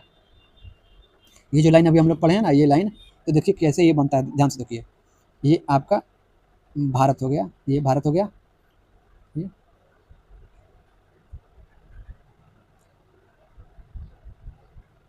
सॉरी यहाँ पर ऐसे, ठीक है। आपका जो है ये आपका ये ऐसे ऐसे हिमालय, सॉरी दूसरे कलर से हम करते हैं, दूसरे कलर से, ताकि समझ में और अच्छे से आए, ठीक है। ये हिमालय पर्वत है, ठीक है। इसमें जो ट्रांस हिमालय है, महान हिमालय है, और मध्य या लघु हिमालय है, और शिवालिक है, ठीक है। तो ये हिमालय वाला चीज़ में आता है, ये हिमालय है। और क्या होता है कि आपका जो है इधर से दक्षिण पश्चिम मानसून जो है, दक्षिण पश्चिम मानसून ये इधर से चलता है, जून के प्रथम सप्ताह से शुरू हो जाता है। और क्या होता है कि कई बार जो ये जो है आपका ये पहाड़ी इलाका है, ये तटीय किनारे में पहाड़ी इलाका है, तो कई बार टकरा कर पवन के विमुख क्या होता है कि ऐसे टकराया, यहाँ पर ये बादल है, टकराया इस पहाड़ से और इधर ही बारिश हो गया, और इस वाले इलाके में जो है बारिश नहीं होती है। तो ये तो हम लोग पवनाभिमुख और पवन विमुख पढ़ लिए, ठीक है। तो इस बार कई बार होता है, और कई बार जो है ये हवाएं जो है ऐसे करते हुए यहाँ पर अरावली पर्वत है, इसके सहारे नीचे से जाकर ये इस तरफ दिल्ली के आसपास तक मतलब बारिश होती है, इधर भी होती है। और दूसरी बात ये होता है कि इधर से ये हवाएं क्या होती है कि इधर से बहती हुई ये ऐसे ऐसे जाती है, तो यहाँ पर जो है आपका जो मेघालय में भी बारिश करती है, और यही जो हवा जाके आगे हिमालय से टकराती है, टकरा कर क्या होता है कि ये भारत में क्या करती है, बारिश करती है भारत में। तो यही बोल रहा है कि हिमालय क्या करता है कि मानसूनी पवनों को रोक देता है। अगर मानसूनी पवनें जो है, दक्षिण पश्चिम मानसूनी पवनें जो है, हवाएं हैं, मानसूनी पवनें हैं, अगर ये जून के प्रथम सप्ताह में जो चलती है, अगर ये हिमालय नहीं रहता तो क्या होता कि ये क्या होता, ये जो नहीं रहता तो क्या होता कि ये जो पवनें जो है, पवनें सीधे ऐसे जाकर ऐसे चली जाती, पार कर जाती, तो इंडिया में बारिश न करके दूसरे देशों में बारिश करती। यही कारण है कि हिमालय जो है एक तो उत्तर से आने वाली पवनों से हमारी रक्षा करता है, दूसरा जो है हिमालय जो दक्षिण पश्चिम जो मानसून पवनें है उनको रोक कर भारत में ही बारिश करने का काम करता है। तो ये बातें हैं। चलिए हम आगे बढ़ते हैं। तीसरा है जल और स्थल का वितरण। तीसरा क्या है? जल और स्थल का वितरण है। Distribution of water and land, distribution of water and land. Bharat के दक्षिण में 3 ओर हिंद महासागर और उत्तर की ओर ऊंची अविच्छिन्न पर्वत श्रेणी है। भारत के दक्षिण में जो है 3 ओर से हिंद महासागर है, 3 ओर से हिंद महासागर है, ये आपका ये ऐसे ऐसे क्या है कि हिंद महासागर है। उत्तर की ओर क्या है? ऊंची और अविच्छिन्न पर्वत श्रेणी। उत्तर की ओर क्या है, ये उत्तर की ओर पर्वत श्रेणी है, समझ गए। स्थल की अपेक्षा जो है, स्थल की अपेक्षा जल क्या होता है कि देर से गर्म होता है। स्थल की अपेक्षा जल क्या होता है, देर से गर्म होता है और देर से ठंडा होता है। देर से क्या होता है कि ठंडा होता है। ये जल का अपना ही एक गुण है। जल और स्थल के इस विभेदी कारण, यानी कि जल और स्थल के इस विभेदी तापन के कारण भारतीय उपमहाद्वीप में विभिन्न ऋतुओं में विभिन्न वायुदाब प्रदेश विकसित हो जाते हैं। जल और स्थल, यानी कि जल हो गया और स्थल, यानी कि जल हो गया और स्थल हो गया। इनके क्या है कि विभेदी तापन के कारण ही भारतीय उपमहाद्वीप में विभिन्न ऋतुओं में विभिन्न वायुदाब प्रदेश विकसित हो जाते हैं। वायुदाब में भिन्नता मानसूनी पवनों के उत्क्रमण का कारण बनती है। वायुदाब में भिन्नता जो है मानसूनी पवनों के उत्क्रमण का क्या बनती है, तो कारण बनती है। चलिए हम लोग आगे देखते हैं।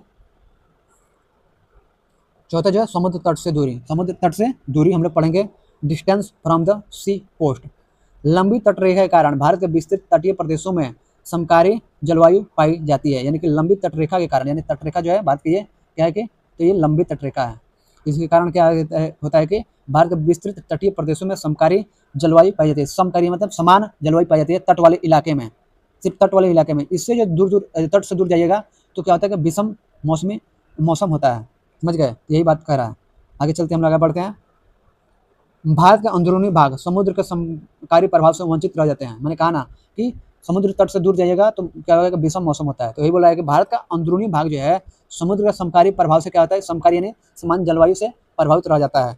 इस क्षेत्र में विषम जलवायु पाई जाती है। मैंने कहा ना, इस क्षेत्र में विषम जलवायु मौसम पाई जाती है। यही कारण है कि मुंबई तथा कोंकण तट के निवासी तापमान की विषमता और ऋतु परिवर्तन का अनुभव नहीं कर पाते हैं। यही कारण है कि क्या कारण है कि समुद्र तट से नजदीक होने के कारण मुंबई और कोंकण तट के जो निवासी होते हैं वो तापमान की जो विषमता होती है ना, तापमान की विषमता यानी कि टेम्परेचर का चेंज होते रहना, कभी ज़्यादा ठंडी, कभी ज़्यादा गर्म, कभी मतलब बारिश, तो ये सारी चीज़ें जो है उसका और ऋतु परिवर्तन का जो अनुभव नहीं कर पाते हैं वहाँ के लोग।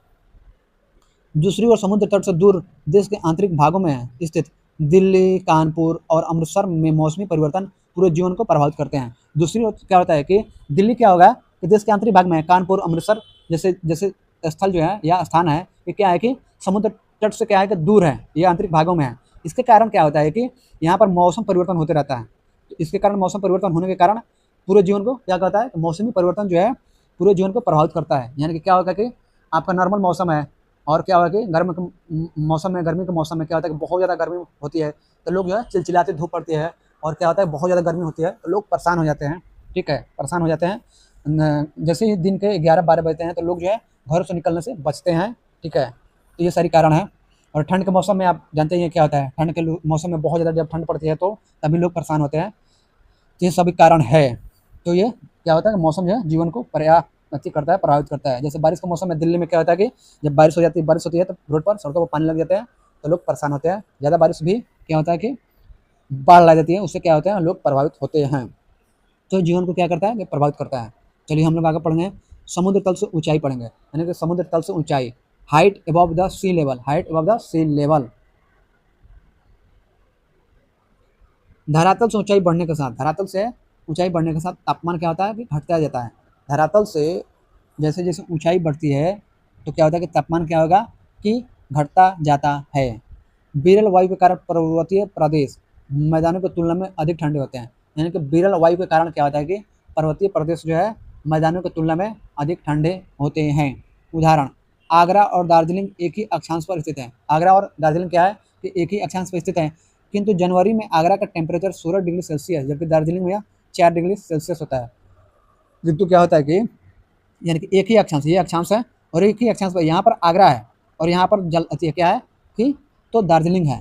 तो यहाँ पर जनवरी में टेम्परेचर क्या है कि 16 डिग्री है आगरा में और यहाँ पर 4 डिग्री है कहाँ, तो आपका दार्जिलिंग में। क्यों, तो ऊंचाई, height above the sea level, यानी कि समुद्र तल से ऊंचाई के कारण।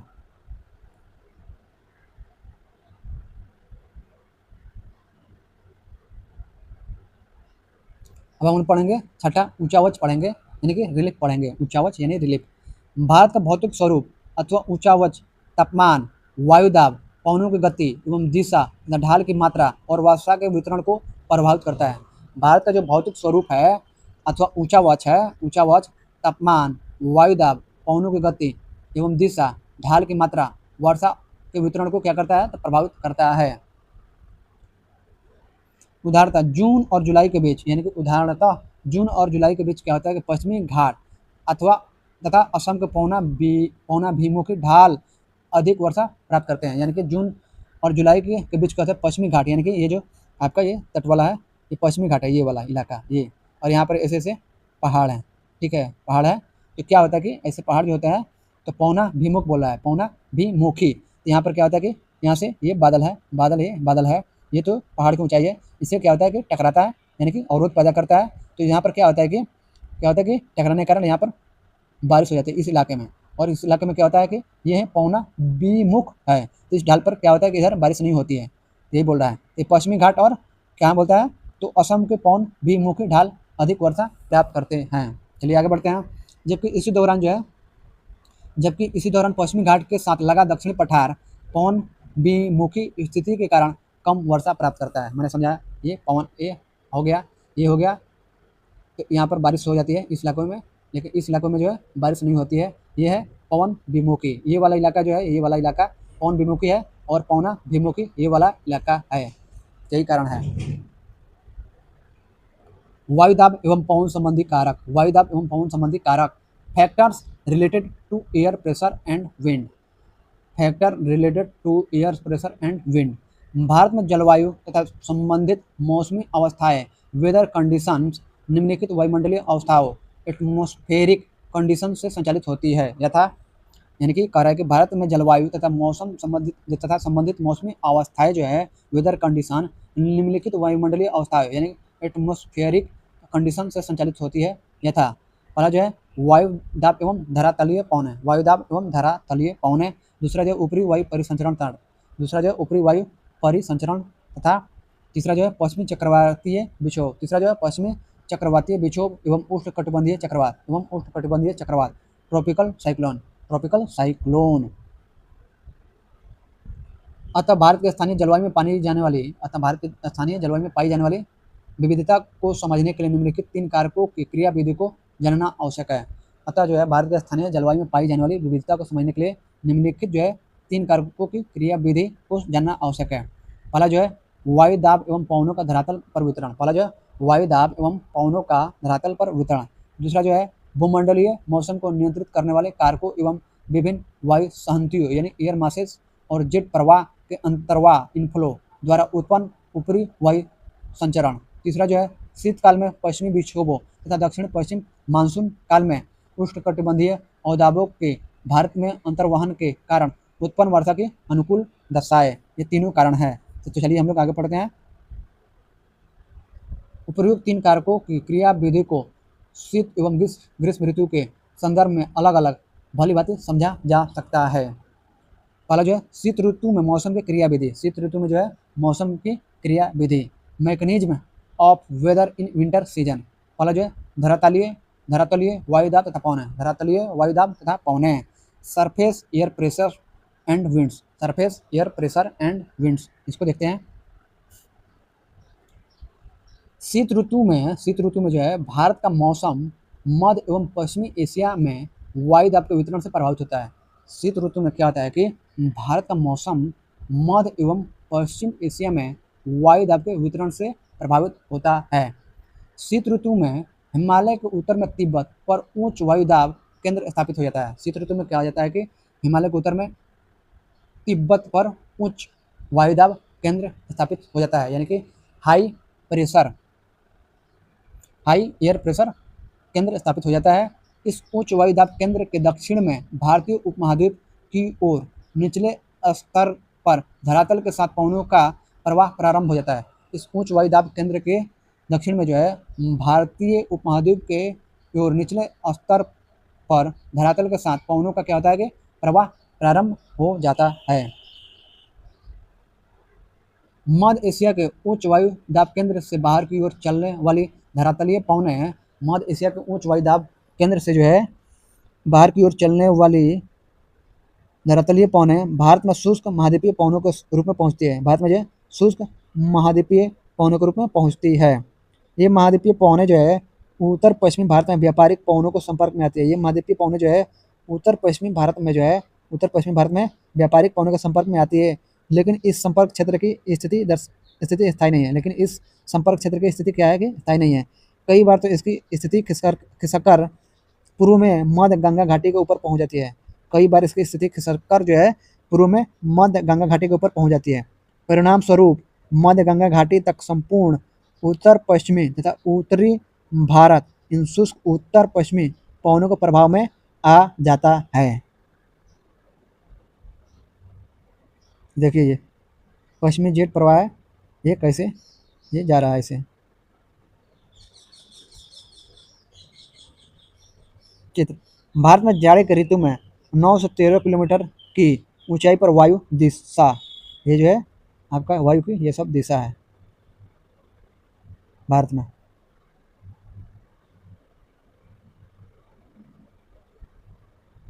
जेट प्रवाह और ऊपरी वायु परिसंचरण, jet stream and upper air circulation.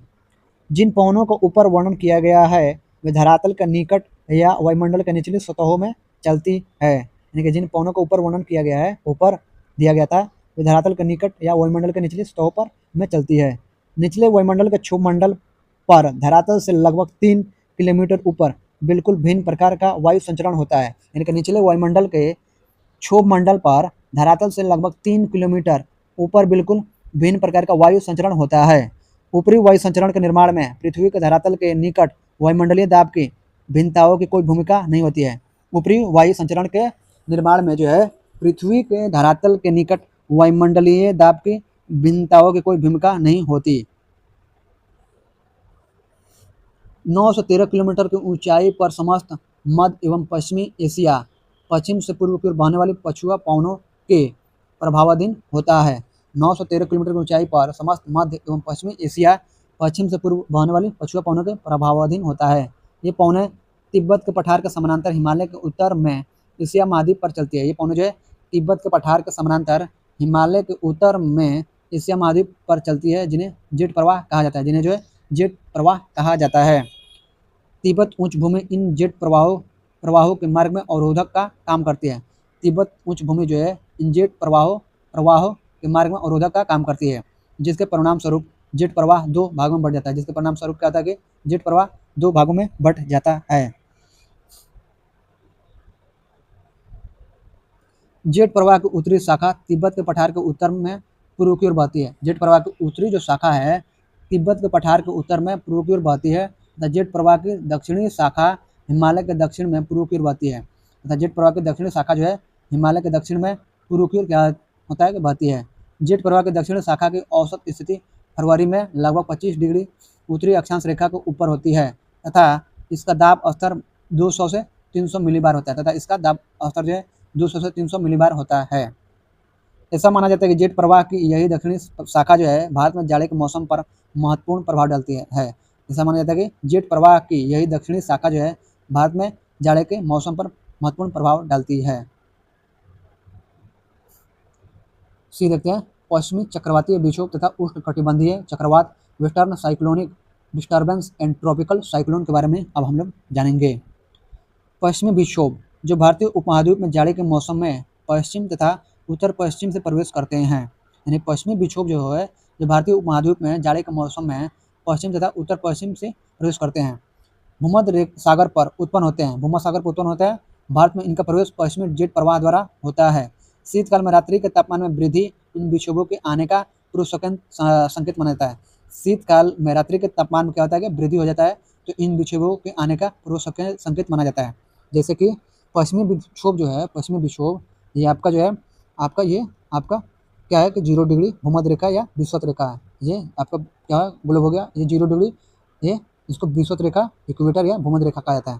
तो यही जो पश्चिमी विक्षोभ है जो है भूमध्य रेखा पर ये क्या होता है कि भूमध्य रेखा जो है आपका कहाँ है तो भूमध्य सागर पर। भूमध्य सागर कहाँ है तो भूमध्य सागर आपका है पड़ेगा आपका ये अफ्रीका हो गया, अफ्रीका कॉन्टिनेंट और यूरोपीय कॉन्टिनेंट के बीच में जो भूमध्य सागर है, तो वहाँ पर जो है ये पश्चिमी जेट प्रवाह की उत्पत्ति होती है और वहाँ से जो है क्या होता है कि पूर्व की ओर ये चलती है प्रवाह। यानी पश्चिमी जेट प्रवाह जो है पूर्व की ओर बहती हुई यानी कि चलती हुई भारत में जो है जाड़े के मौसम में पश्चिम तथा उत्तर पश्चिम से क्या करती है कि प्रवेश करती है। भारत में इनका प्रवेश जो है पश्चिमी जेट प्रवाह द्वारा होता है। और शीतकाल में जो है रात्रि के तापमान में अगर वृद्धि हो गया तो समझिए कि इन विक्षोभों के आने का पूर्व संकेत माना जाता है। तो भारत में पश्चिम से ये चलती है, इसलिए इसको पश्चिमी विक्षोभ कहते हैं। और भूमध्य सागर जो है ना, भूमध्य सागर आपका है यूरोप और अफ्रीका के बीच में जो भूमध्य सागर है वहाँ से ये उत्पन्न होती है पश्चिमी जेट प्रवाह। वही ये बात यहाँ पर कहा गया। उष्णकटिबंधीय चक्रवात, उष्णकटिबंधीय चक्रवात मानसूनी महीनों के साथ साथ अक्टूबर एवं नवंबर के महीनों में भी आते हैं।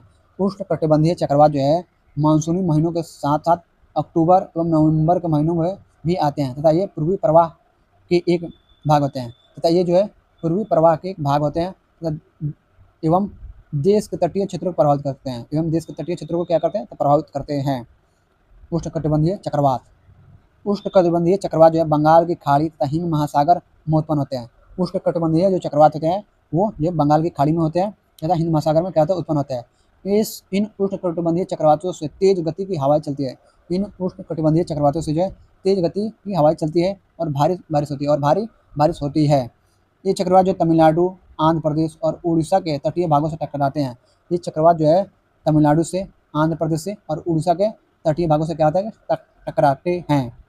मूसलाधार वर्षा और पवनों के तीव्र गति के कारण ऐसे अधिकतर चक्रवात अत्यधिक विनाशकारी होते हैं। मूसलाधार वर्षा और पवनों के तीव्र गति के कारण ऐसे अधिकतर चक्रवात जो है अत्यधिक विनाशकारी होते हैं। तो आप सुने होंगे ना कि बहुत सारे आपका चक्रवात के नाम सुने होंगे, जैसे कैटरीना हो गया, मोक्षा हो गया, और भी हो गया, हरिकेन हो गया। हरिकेन दूसरे जगह पर आता है, दूसरे इलाकों में आता है, दूसरे देशों में। तो आप सुनते हैं कि आपको बरसात के मौसम में जो है बहुत सारे चक्रवात आते हैं। गुजरात के तट पे, आपको उड़ीसा, बंगाल, तमिलनाडु, ये तट पे क्या होता है कि आपके चक्रवात आते हैं। चक्रवात के बारे में हम सुनते हैं कि चक्रवात आ रहा है, तो वही चक्रवात के बारे में दिया गया है। पश्चिमी चक्रवाती विक्षोभ, पश्चिमी चक्रवाती विक्षोभ देखते हैं। सर्दी के महीनों में उत्पन्न होने वाले पश्चिमी चक्रवाती विक्षोभ, सर्दी के महीनों में उत्पन्न होने वाले पश्चिमी चक्रवाती विक्षोभ भूमध्य सागरीय क्षेत्र से आने वाले पश्चिमी प्रवाह के कारण, यानी कि भूमध्य सागर जो है वहाँ से आने वाला पश्चिमी प्रवाह के कारण क्या होता है कि ये पश्चिमी चक्रवाती विक्षोभ उत्पन्न होते हैं। कब? तो सर्दी के मौसम में। ये प्रायः भारत के उत्तर एवं उत्तर पश्चिम क्षेत्रों को प्रभावित करते हैं। ये जो है प्रायः भारत के उत्तर एवं उत्तर पश्चिमी क्षेत्रों को क्या करते हैं? प्रभावित करते हैं। दूसरा देखते हैं ग्रीष्म ऋतु में मौसम की क्रियाविधि। ग्रीष्म ऋतु में जो है मौसम की क्रियाविधि, mechanism of weather in summer season. इसमें देखते हैं ए नंबर, धरातलीय वायुदाब तथा पवनें, धरातलीय वायुदाब तथा पवनें, surface air pressure and winds, surface air pressure and winds. गर्मी का मौसम शुरू होने पर जब सूर्य उत्तरायण स्थिति में आता है, यानी कि गर्मी का मौसम शुरू होने पर क्या होता है कि जब सूर्य जो है उत्तरायण की स्थिति में आता है, तब भारतीय महाद्वीप के निम्न तथा उच्च दोनों ही स्तरों और वायु परिसंचरण में उत्क्रमण रिवर्सल हो जाता है। यानी कि दोनों ही स्तरों पर वायु परिसंचरण में उत्क्रमण यानी रिवर्सल हो जाता है।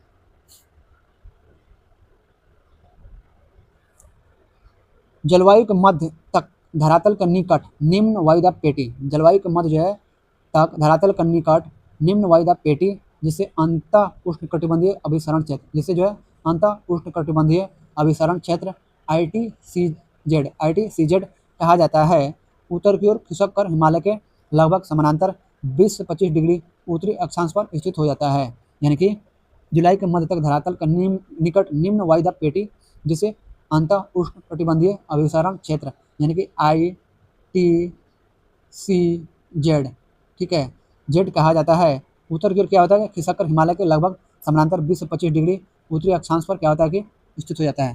तो क्या है कि ये जो है आपका उत्तर की ओर खिसक जाता है। ये ITCZ क्या आता है? नीचे से क्या होता है कि उत्तर हिमालय की ओर खिसक जाता है, हिमालय की ओर, और हिमालय के जो समानांतर है ना, हिमालय के समानांतर ऐसे, तो इसके समानांतर जो है आपका 23 डिग्री तो आपका कर्क रेखा काटती है।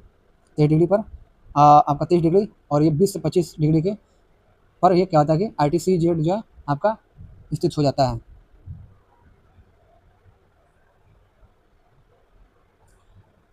इस समय तक पश्चिमी जेट प्रवाह भारतीय क्षेत्र से लौट चुका होता है। इस समय तक जो है पश्चिमी जेट प्रवाह जो है भारतीय क्षेत्र से लौट चुका होता है।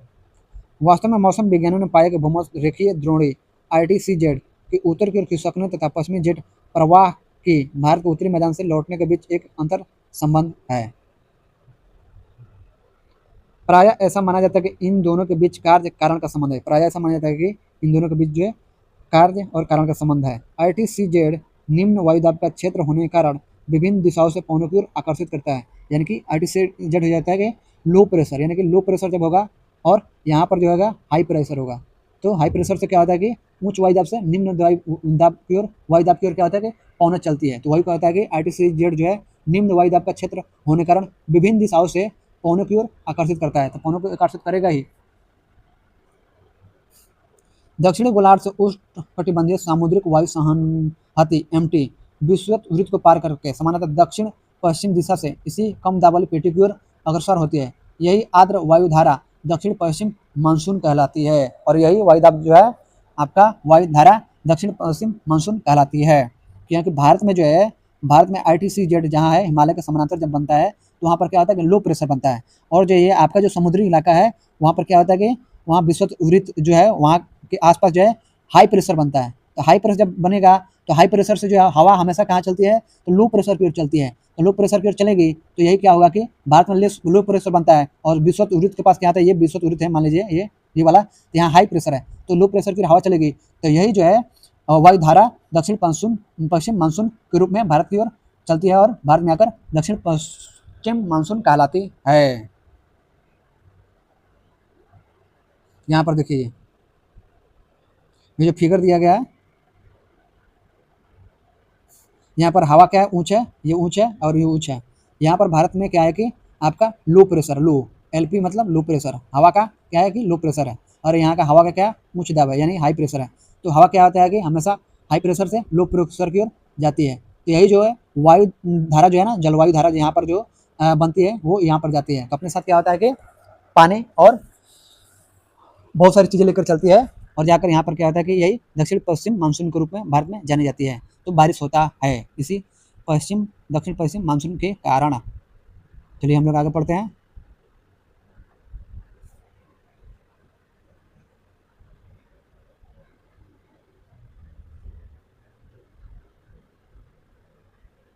ये यहाँ पर देखिए, ये वायु की धारा है।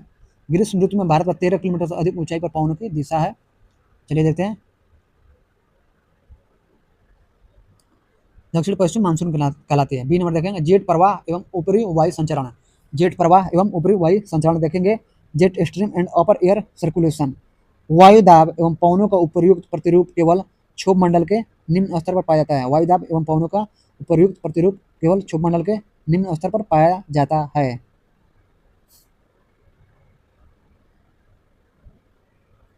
जून में प्रायद्वीप के दक्षिणी भाग पर पूर्वी जेट 90 किलोमीटर प्रति घंटा से गति करता है। इसको थोड़ा सा जूम किया जाए।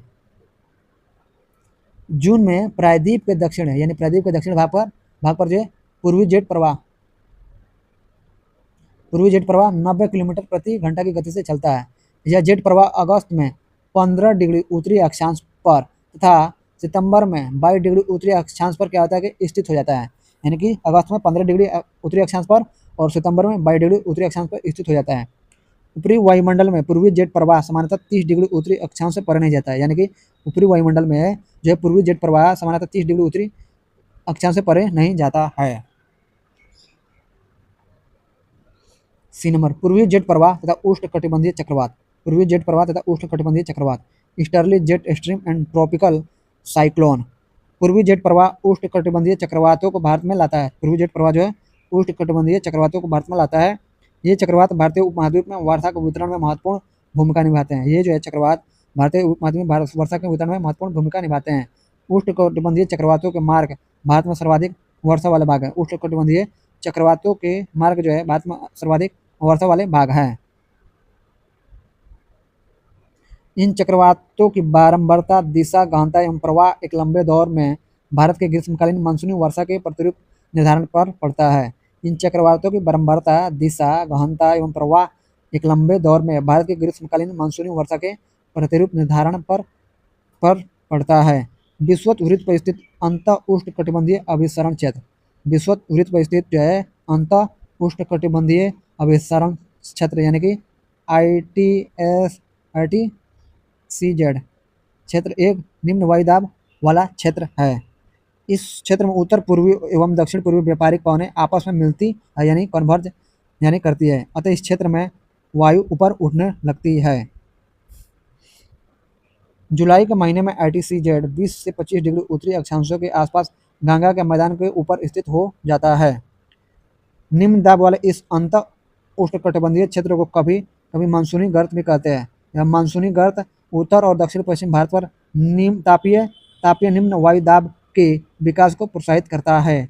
जुलाई जुलाई के महीने में ITCZ के उत्तर की ओर खिसकने के कारण दक्षिणी गोलार्ध के व्यापारिक पौने 40 से 60 डिग्री पूर्वी देशांतरों के बीच विषुवत वृत्त को पार कर जाती है।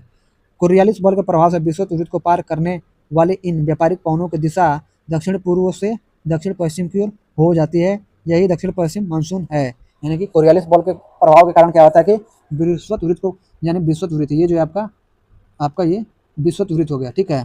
तो कोरियालिस बल के कारण क्या होता है कि विषुवत वृत्त को ये पार करने वाली इन व्यापारिक पवनों की दिशा जो है दक्षिण पूर्व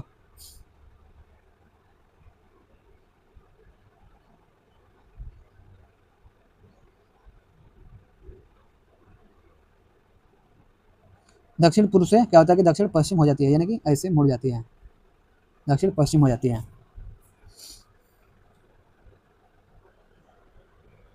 शीत ऋतु में ITCZ दक्षिण की ओर खिसक जाता है। शीत ऋतु में जो है ITCZ क्या होता है, दक्षिण की तरफ खिसक जाता है, जिस कारण पवनों की दिशा दक्षिण पश्चिम से बदलकर उत्तर पूर्व की ओर हो जाती है। यही उत्तर पूर्व मानसून है। अब हम लोग देखेंगे भारतीय मानसून, इंडियन मानसून के बारे में पढ़ेंगे। भारत की जलवायु मानसूनी पवनों से बहुत अधिक प्रभावित है। भारत की जलवायु है मानसूनी पवनों से बहुत अधिक प्रभावित है। ऐतिहासिक काल में भारत आने वाले नाविकों ने सबसे पहले मानसून परिघटना पर ध्यान दिया था। चूंकि उनके जहाज पवन की प्रवाह की दिशा पर निर्भर थे, इसलिए पवन तंत्र की दिशा उलट जाने उत्क्रमण के कारण उन्हें लाभ हुआ। अरबवासी जो व्यापारियों की तरफ भारत आए थे, उन लोगों ने पवन तंत्र के इस मौसमी उत्क्रमण को मानसून नाम दिया। मानसून शब्द की व्युत्पत्ति जो अरबी शब्द मौसम से हुई है, जिसका शाब्दिक अर्थ है मौसम। मानसून का अर्थ एक वर्ष के दौरान वायु की दिशा में ऋतुओं के अनुसार परिवर्तन है। भारत उत्तर पूर्वी व्यापारिक पवनों ट्रेड विंड्स वाले क्षेत्र में स्थित है। ये पवनें उत्तरी गोलार्ध के उपोष्ण कटिबंधीय सब ट्रॉपिकल उच्च दाब पेटियों हाई प्रेशर बेल्ट्स से उत्पन्न होती है। ये दक्षिण की ओर बढ़ती है, किंतु कोरियालिस बल के कारण दाहिनी ओर विक्षेपित होकर विषुवतीय निम्न दाब वाले क्षेत्र की ओर बहने लगती है। कोरियालिस बल देखते हैं। कोरियालिस बल पृथ्वी के घूर्णन के कारण उत्पन्न आभासी बल को कोरियालिस बल कहते हैं। इस बल के कारण पवनें जो है उत्तरी गोलार्ध में दाहिनी ओर तथा दक्षिण गोलार्ध में बाईं ओर विक्षेपित होती है। यानी कि इस बल के कारण जो है पवनें जो है उत्तरी गोलार्ध में दाहिनी ओर होती है और दक्षिण गोलार्ध में बाईं ओर विक्षेपित हो जाती है। इसे फेरल का नियम भी कहा जाता है। इसे फेरल का नियम भी कहा जाता है। सामान्यतः इन पवनों में नमी की मात्रा बहुत कम होती है। सामान्यतः जो है इन पवनों में नमी की मात्रा बहुत कम होती है, क्योंकि ये स्थलीय भागों पर उत्पन्न होती है एवं बहती है। इसी कारण इसलिए इन पवनों के द्वारा वर्षा कम या लगभग नहीं होता है। इसी कारण जो है इनके द्वारा वर्षा कम या लगभग नहीं होती है। इस प्रकार भारत को शुष्क क्षेत्र होना चाहिए। लेकिन ऐसा नहीं है। भारत का वायु दाब एवं पवन तंत्र अद्वितीय है। भारत का वायु दाब और पवन तंत्र क्या है, तो अद्वितीय है। शीत ऋतु में हिमालय के उत्तर में उच्च दाब, शीत ऋतु में क्या होता है कि हिमालय के उत्तर में उच्च दाब होता है, हाई प्रेशर होता है शीत ऋतु में, और गर्मी में क्या होता है कि लो प्रेशर होता है। इस क्षेत्र की ठंडी शुष्क हवाएं दक्षिण में निम्न दाब वाले महासागरीय क्षेत्र को ऊपर बहती है। इस क्षेत्र की जो है ठंडी शुष्क हवाएं दक्षिण में निम्न दाब वाले, यानी कि दक्षिण में लो प्रेशर होगा, ठीक है। शीत ऋतु में क्या होता है कि शीत ऋतु में हिमालय में क्या होता है कि आपका हाई प्रेशर होता है और दक्षिण में क्या होता है कि लो प्रेशर होता है। तो हवा जो है हमेशा हाई प्रेशर से लो प्रेशर की ओर बहती है। यही बोला है कि इस क्षेत्र की ठंडी शुष्क हवाएं दक्षिण में निम्न दाब वाले महासागरीय क्षेत्र के ऊपर बहती है। ग्रीष्म ऋतु में आंतरिक एशिया एवं उत्तर पश्चिमी भारत के ऊपर निम्न दाब का क्षेत्र उत्पन्न हो जाता है। इसके कारण गर्मी के दिनों में वायु की दिशा पूरी तरह परिवर्तित होता है। इसके कारण क्या होता है, गर्मी के दिनों में वायु की दिशा पूरी तरह क्या हो जाती है, तो परिवर्तित हो जाती है। वायु जो है दक्षिण में स्थित हिंद महासागर के उच्च दाब वाले क्षेत्र से दक्षिण पूर्वी दिशा से बहते हुए विषुवत वृत्त को पार कर दाहिनी ओर मुड़ते हुए भारतीय उपमहाद्वीप पर स्थित निम्न दाब की ओर बहने लगती है। जैसे कि ये आपका विषुवत है 0 डिग्री, तो यहाँ पर क्या होता है कि इसको जो है पहले ये हवा होता है कैसे, ऐसे बहती है, ऐसे ऐसे बहती है, ऐसे बहती है, लेकिन जैसे विषुवत वृत्त को पार करती है तो हवा जो है ऐसे बहने लगती है, ऐसे। और ये भारत का क्या है मैप है, तो यही जो है दक्षिण पश्चिम मानसून कहलाती है भारत में आकर। चलिए आगे बढ़ते हैं हम लोग। तो उस समय भारत में गर्मी के मौसम में क्या होता है कि लो प्रेशर होता है, लो प्रेशर। यहाँ पर क्या होता है कि हाई प्रेशर होता है, हाई प्रेशर। तो हाई प्रेशर से हवाएं हमेशा क्या चलती है, तो लो प्रेशर में। इन्हें दक्षिण पश्चिम मानसूनी पवनों के नाम से जाना जाता है। इन्हें दक्षिण पश्चिम मानसूनी पवनों के नाम से जाना जाता है। ये पवन उष्ण महासागरों को ऊपर से बहती है, ये पवन जो है उष्ण महासागरों को ऊपर से बहती है, नमी ग्रहण करती है तथा भारत के मुख्य भूमि पर वर्षा करती है। इस प्रदेश में ऊपरी वायु परिसंचरण, इस प्रदेश में जो है ऊपरी वायु परिसंचरण पश्चिमी प्रवाह के प्रभाव में रहता है। इस प्रवाह का एक मुख्य घटक जेट धारा है। इस प्रवाह का एक मुख्य घटक क्या है, तो जेट धारा है। जेट धारा एक संकरी पट्टी में स्थित क्षोभ मंडल में अत्यधिक ऊंचाई यानी 12,000 मीटर से अधिक वाली पश्चिमी हवाएं होती है। इनकी गति जो गर्मी में 110 किलोमीटर प्रति घंटा तथा सर्दियों में 184 किलोमीटर प्रति घंटा होती है। बहुत सी अलग अलग जेट धाराओं को पहचाना गया है। इनमें सबसे स्थिर मध्य अक्षांशीय व उपोष्णकटिबंधीय जेट धाराएं हैं। जेट धाराएं लगभग 27 से 30 डिग्री उत्तरी अक्षांशों के बीच स्थित होती है, इसलिए इन्हें यह उपोष्णकटिबंधीय पश्चिमी जेट धाराएं कहा जाता है। भारत में ये जेट धाराएं जो है ग्रीष्म ऋतु को छोड़कर पूरे वर्ष हिमालय के दक्षिण में प्रवाहित होती है। इस पश्चिमी प्रवाह के द्वारा ही देश के उत्तर तथा उत्तर पश्चिमी भाग में पश्चिमी चक्रवाती विक्षोभ आते हैं। गर्मियों में सूर्य की आभासी गति के साथ ही उपोष्ण कटिबंधीय पश्चिमी जेट धारा जो है हिमालय के उत्तर में चली जाती है। सूर्य की आभासी गति अर्थात पृथ्वी की गति के कारण सूर्य की किरणों का उत्तरी गोलार्ध के क्षेत्र में लंबवत पड़ना एक पूर्वी जेट धारा जिसे उष्णकटिबंधीय पूर्वी जेट धारा कहा जाता है।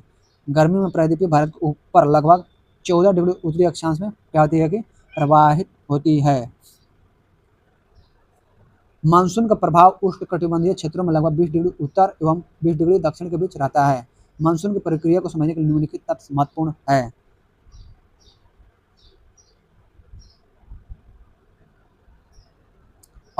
स्थल तथा जल के गर्म और ठंडे होने की विभेदी प्रक्रिया के कारण भारत के स्थल भाग पर निम्न दाब का क्षेत्र उत्पन्न होता है, जबकि आसपास के समुद्रों के ऊपर उच्च दाब का क्षेत्र बनता है।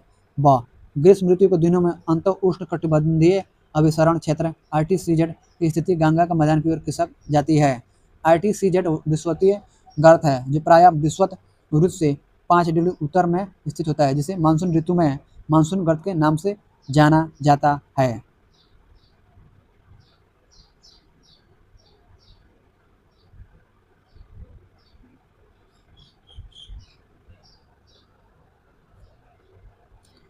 अंत उष्णकटिबंधीय अभिसरण क्षेत्र यानी RTCZ कहा जाता है। अंत उष्णकटिबंधीय अभिसरण क्षेत्र को यह निम्न वायु दाब का विस्तृत गर्त है जो विषुवतीय अक्षांशों के क्षेत्र में पाया जाता है। यहीं पर उत्तरी पूर्वी एवं दक्षिण पूर्वी व्यापारिक पवनें आपस में क्या होता है कि मिलती है। यह अभिसरण क्षेत्र विषुवत वृत्त के लगभग समानांतर होता है, लेकिन सूर्य की आभासी गति के साथ साथ यह उत्तर या दक्षिण की ओर खिसकता रहता है। हिंद महासागर में मेडागास्कर के पूर्व लगभग 20 डिग्री दक्षिणी अक्षांश के ऊपर उच्च दाब वाला क्या होता है क्षेत्र होता है। इस उच्च दाब वाला क्षेत्र की स्थिति तीव्रता भारतीय मानसून को क्या करता है कि प्रभावित करता है। ये कि यानी कि ये आपका क्या है कि सॉरी ये आपका ऐसे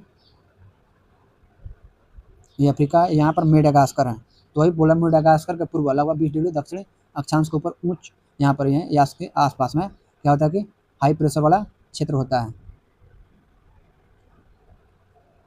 ग्रीष्म ऋतु में तिब्बत का पठार बहुत अधिक गर्म हो जाता है। ग्रीष्म ऋतु में क्या होता है कि तिब्बत का जो पठार है ये आपका जम्मू कश्मीर है, ये तिब्बत का पठार है, ठीक है। तो ये क्या होता है बहुत अधिक गर्म हो जाता है कब, ग्रीष्म ऋतु में, जिसके परिणाम स्वरूप पठार के ऊपर समुद्र तल से लगभग 9 किलोमीटर ऊंचाई पर तीव्र ऊर्ध्वाधर यानी कि वर्टिकल वायु धाराओं एवं उच्च दाब का निर्माण होता है। यहाँ पर उच्च दाब का हाई प्रेशर का निर्माण होता है। ग्रीष्म ऋतु में हिमालय के उत्तर में पश्चिमी जेट स्ट्रीम का तथा भारतीय प्रायद्वीप के ऊपर उष्णकटिबंधीय पूर्वी जेट स्ट्रीम का प्रभाव होता है। यहाँ पर क्या होता है कि पश्चिमी जेट स्ट्रीम तिब्बत में होता है और भारत में क्या होता है कि ऊपर जो है भारत के ऊपर क्या होता है उष्णकटिबंधीय जो है पूर्वी जेट स्ट्रीम का प्रभाव होता है। इसके अतिरिक्त दक्षिण महासागरों के ऊपर दाब की अवस्थाओं में परिवर्तन भी मानसून को क्या करता है कि प्रभावित करता है। इधर हाई प्रेशर और विश्व ऋतु के हाई प्रेशर और भारत में क्या होता है कि लो प्रेशर हो जाता है, तो ये मानसून को प्रभावित करता है। सामान्यतः जब दक्षिण प्रशांत महासागर के उष्णकटिबंधीय पूर्वी भाग में उच्च दाब होता है तब हिंद महासागर के उष्णकटिबंधीय पूर्वी भाग में निम्न दाब होता है। तो हवा कहाँ से चलेगी, हाई प्रेशर से लो प्रेशर यानी कि प्रशांत महासागर से हिंद महासागर की ओर चलेगी। लेकिन कुछ विशेष वर्षों में वायु दाब की यह स्थिति विपरीत हो जाती है। लेकिन कुछ विशेष वर्षों में क्या आता है कि वायु दाब की यह स्थिति क्या हो जाती है, तो विपरीत हो जाती है। दक्षिण प्रशांत महासागर के पूर्वी भाग के ऊपर हिंद महासागर की तुलना में निम्न दाब का क्षेत्र बन जाता है। कई बार जो होता है हिंद प्रशांत महासागर में लो प्रेशर बन जाता है, लो प्रेशर और हिंद महासागर में की तुलना में तो क्या होगा कि जब कम होगा लो मतलब हिंद महासागर की तुलना में यहाँ पर वायु दाब क्या होगा कि लो होगा, तो क्या होगा कि हवाएं इधर से उधर चलेगी। दाब की अवस्था में इस नियतकालिक परिवर्तन को दक्षिणी दोलन के नाम से जाना जाता है। तो दाब की अवस्था में इस नियतकालिक परिवर्तन को दक्षिणी दोलन के नाम से जाना जाता है। दाब की अवस्था में परिवर्तन का संबंध जो है अल नीनो से है। दाब की अवस्था में जो है परिवर्तन जो होता है इसका संबंध किससे है, तो अल नीनो से है। इसलिए इस परिघटना को एनसो यानी एल नीनो दक्षिणी दोलन, एल नीनो साउदर्न ऑसिलेशन कहा जाता है। एल नीनो दक्षिणी दोलन से जुड़ा हुआ एक महत्वपूर्ण क्या है कि लक्षण है। यहाँ पर क्या होता है एल नीनो के द्वारा देखते हैं। यह एक गर्म समुद्री जलधारा है। एल नीनो जो है यह एक गर्म समुद्री जलधारा है जो पेरू की ठंडी जलधारा के स्थान पर प्रत्येक 2 या 5 वर्ष के अंतराल में पेरू तट से होकर बहती है। यानी कि प्रत्येक 2 या 5 वर्ष के अंतराल में पेरू तट से होकर बहती है। डार्विन उत्तरी ऑस्ट्रेलिया हिंद महासागर 12 डिग्री 30 मिनट दक्षिण या 138 डिग्री पूर्व तथा ताहिती प्रशांत महासागर 18 डिग्री दक्षिण या 149 डिग्री पश्चिम के दाब के अंतर की गणना मानसून की तीव्रता के पूर्वानुमान के लिए की जाती है। यदि दाब का अंतर जो है ऋणात्मक है, यदि दाब का अंतर क्या है ऋणात्मक है, तो इसका अर्थ औसत से कम, इसका अर्थ जो है औसत से कम तथा विलंब से आने वाला मानसून है, तथा विलंब से आने वाला क्या है तो मानसून है। अल नीनो अब देखते हैं। ठंडी पेरू जलधारा के स्थान पर अस्थायी तौर पर गर्म जलधारा का विकास को एल नीनो का नाम दिया गया है। एल नीनो जो है स्पेनिश शब्द है जिसका अर्थ है बच्चा, जो कि बेबी क्राइस्ट को व्यक्त करता है, क्योंकि यह धारा क्रिसमस के समय बहनी शुरू होती है। एल नीनो की उपस्थिति समुद्र की सतह के तापमान को क्या करती है कि बढ़ा देती है। समुद्र की सतह के तापमान क्या करती है, बढ़ा देती है तथा उस क्षेत्र में व्यापारिक पवनों को शिथिल कर देती है, और उस क्षेत्र के जो है व्यापारिक पवनों क्या करती है तो शिथिल कर देती है। एल नीनो और भारतीय मानसून देखते हैं। एल नीनो एक जटिल मौसम तंत्र है जो हर 5 या 10 वर्ष बाद प्रकट होता रहता है। इसके कारण जो है संसार के विभिन्न भागों में सूखा, बाढ़ और मौसम की चरम अवस्थाएं आती है एल नीनो के कारण। इस तंत्र में महासागरीय और वायुमंडलीय परिघटनाएं क्या कि शामिल है। पूर्वी प्रशांत महासागर में एल नीनो पेरू तट के निकट जो है उष्ण समुद्री धारा के रूप में क्या होता है कि प्रकट होता है। इससे भारत सहित अनेक स्थानों पर का मौसम क्या होता है कि प्रभावित होता है। एल नीनो जो है भूमध्यरेखीय उष्ण समुद्री धारा का विकास मात्र है जो अस्थायी रूप से ठंडी यानी कि पेरुवियन अथवा हम्बोल्ट धारा पर प्रतिस्थापित हो जाती है। यह धारा पेरू तट के जल का तापमान 10 डिग्री सेल्सियस क्या होता है कि बढ़ा देती है। इसके कारण निम्नलिखित परिणाम होते हैं। परिणाम देखते क्या क्या होता है। भूमध्यरेखीय वायुमंडलीय परिसंचरण में विकृति हो जाती है। समुद्री जल के वाष्पन में अनियमितता हो जाती है। प्लवक की मात्रा में कमी जिससे समुद्र मछलियों की संख्या का घट जाना।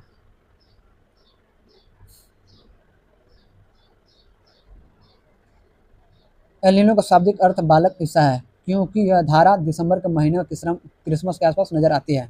पेरू यानी दक्षिण गोलार्ध में दिसंबर गर्मी का क्या होता है कि महीना होता है दक्षिण गोलार्ध में, यानी कि दक्षिण गोलार्ध यानी कि अमेरिका वाले क्षेत्र में, दक्षिणी अमेरिका में। भारत में मानसून की लंबी अवधि का पूर्वानुमान के लिए एल नीनो का उपयोग होता है। सन 1990-91 में एल नीनो का प्रचंड रूप देखने को मिला था। इसके कारण देश के अधिकतर भाग में मानसून के आगमन से 5 से 12 दिन की देरी हो गई थी। एलिनो के कारण। मानसून की प्रकृति, नेचर ऑफ मानसून अब पढ़ेंगे। मानसून एक सुपरिचित जलवायु घटक है, परंतु उसके बारे में बहुत कम जानकारी उपलब्ध है। सदियों से होते आ रहे परीक्षणों के बावजूद मानसून आज भी वैज्ञानिकों के लिए पहेली बनी हुई है।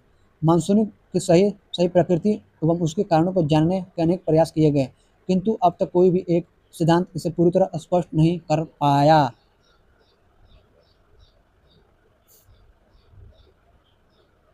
पिछले कुछ दिनों में इसका तोड़ जो है तब सामने आया जब मानसून का अध्ययन क्षेत्रीय स्तर के बजाय भूमंडलीय स्तर पर किया गया। दक्षिण एशियाई क्षेत्र में वर्षा के कारणों का व्यवस्थित अध्ययन मानसून के कारणों को समझने में सहायता करता है। इसके कुछ विशेष पक्ष इस प्रकार हैं। मानसून का आरंभ तथा उसका स्थल की ओर बढ़ना। दूसरा, वर्षा लाने वाला तंत्र, उदाहरणतः उष्णकटिबंधीय चक्रवात तथा मानसूनी वर्षा की आवृत्ति एवं वितरण के बीच संबंध। तीसरा, मानसून में विच्छेद।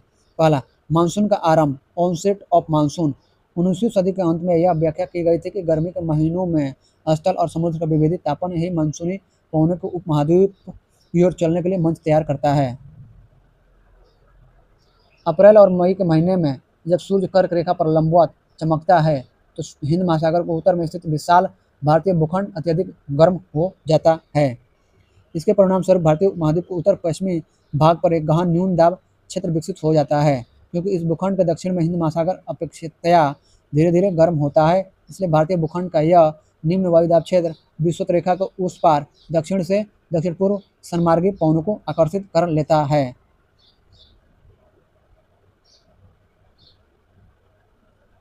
इस प्रकार जो है दक्षिणी पश्चिमी मानसूनी पवनों को दक्षिणी पूर्वी सन्मार्गी पवनों के विस्तार के रूप में देखा जा सकता है, जो भूमध्य रेखा को पार करके भारतीय उपमहाद्वीप की ओर विक्षेपित हो जाती है। भूमध्य रेखा को पार करके ये पवनें भूमध्य रेखा को 40 डिग्री पूर्वी तथा 60 डिग्री पूर्वी देशांतर रेखाओं के बीच पार करती है।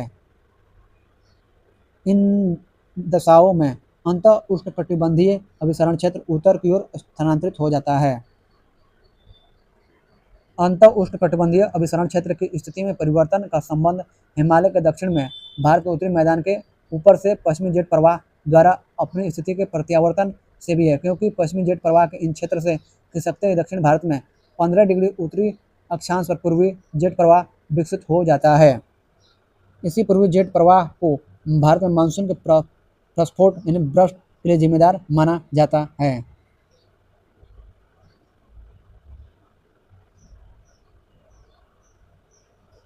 चित्र जो है देखें, मानसून का आगमन, मानसून का भारत में प्रवेश। दक्षिण पश्चिमी मानसून केरल तट पर 1 जून को पहुंचता है और शीघ्र ही 10 और 13 जून के बीच यह आर्द्र पवनें मुंबई और कलकत्ता तक पहुंच जाती है। मध्य जुलाई तक संपूर्ण भारतीय उपमहाद्वीप दक्षिण पश्चिम मानसून के प्रभावाधीन हो जाता है। मानसून का समय जून के आरंभ से लेकर मध्य सितंबर तक 100 से 120 दिनों के बीच होता है। इसके आगमन का समय सामान्य वर्षा में अचानक वृद्धि हो जाती है तथा लगातार कई दिनों तक यह जारी रहती है।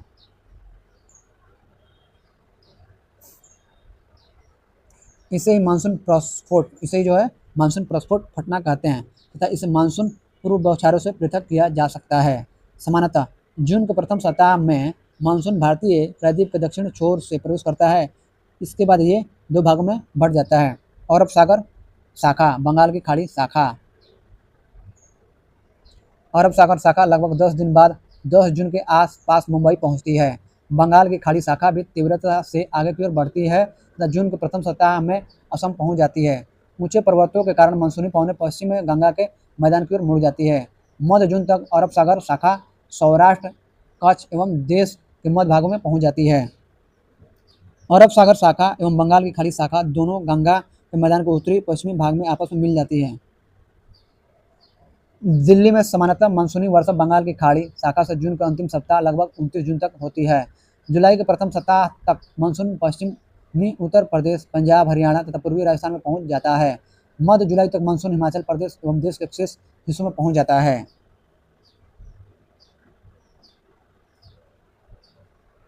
2 नंबर, वर्षावाही तंत्र तथा मानसूनी वर्षा का वितरण। Rain bearing system and distribution of monsoon rain. Bharat में वर्षा लाने वाले 2 तंत्र प्रतीत होते हैं जो इस प्रकार हैं। पहला तंत्र जो है उष्णकटिबंधीय अवदाब है, जो बंगाल की खाड़ी या उससे भी आगे पूर्व में दक्षिण चीन सागर में पैदा होता है तथा उत्तरी भारत के मैदानी भागों में वर्षा करता है। दूसरा तंत्र जो है अरब सागर से उठने वाली दक्षिण पश्चिम मानसून धारा है जो भारत के पश्चिमी तट पर वर्षा करती है। ए नंबर अरब सागर के मानसूनी पवने। Monsoon winds of the Arabian sea. अरब सागर से उत्पन्न होने वाली मानसूनी पवनें 3 शाखाओं में बढ़ती है। पहला, इसकी एक शाखा को पश्चिमी घाट रोकते हैं। ये पवनें पश्चिमी घाट के ढलानों पर 900 से 1200 मीटर की ऊंचाई तक चढ़ती है, अतः ये पवनें तत्काल ठंडी होकर सह्याद्री के पवनाभिमुखी ढाल तथा पश्चिमी तटीय मैदान पर 250 से 400 सेंटीमीटर के बीच भारी वर्षा करती है। पश्चिमी घाट को पार करने के बाद ये पवनें नीचे उतरती है और गर्म होने लगती है, जिससे इन पवनों की आर्द्रता में कमी आ जाती है। परिणाम स्वरूप पश्चिमी घाट के पूर्व में इन पवनों से नाम मात्र की वर्षा होती है। कम वर्षा का यह क्षेत्र वृष्टि छाया क्षेत्र कहलाता है। दूसरा, अरब सागर से उठने वाली मानसून की दूसरी शाखा मुंबई के उत्तर में नर्मदा और तापी नदियों की घाटियों से होकर मध्य भारत से दूर तक वर्षा करती है। छोटानागपुर पठार में इस शाखा से 15 सेंटीमीटर वर्षा होती है। यह गंगा के मैदान में प्रवेश कर जाती है और बंगाल की खाड़ी से आने वाली मानसूनी शाखा से मिल जाती है। तीसरा, अरब सागर से उठने वाले मानसून की तीसरी शाखा सौराष्ट्र, प्रायद्वीप और कच्छ से टकराती है। वहां से यह अरावली के साथ साथ पश्चिमी राजस्थान को लांघती है और बहुत ही कम वर्षा करती है। पंजाब और हरियाणा में यह बंगाल की खाड़ी से आने वाली मानसून की शाखाओं से मिल जाती है। ये दोनों शाखाएं एक दूसरे के सहारे प्रबलित होकर पश्चिमी हिमालय विशेष रूप से धर्मशाला में वर्षा करती है।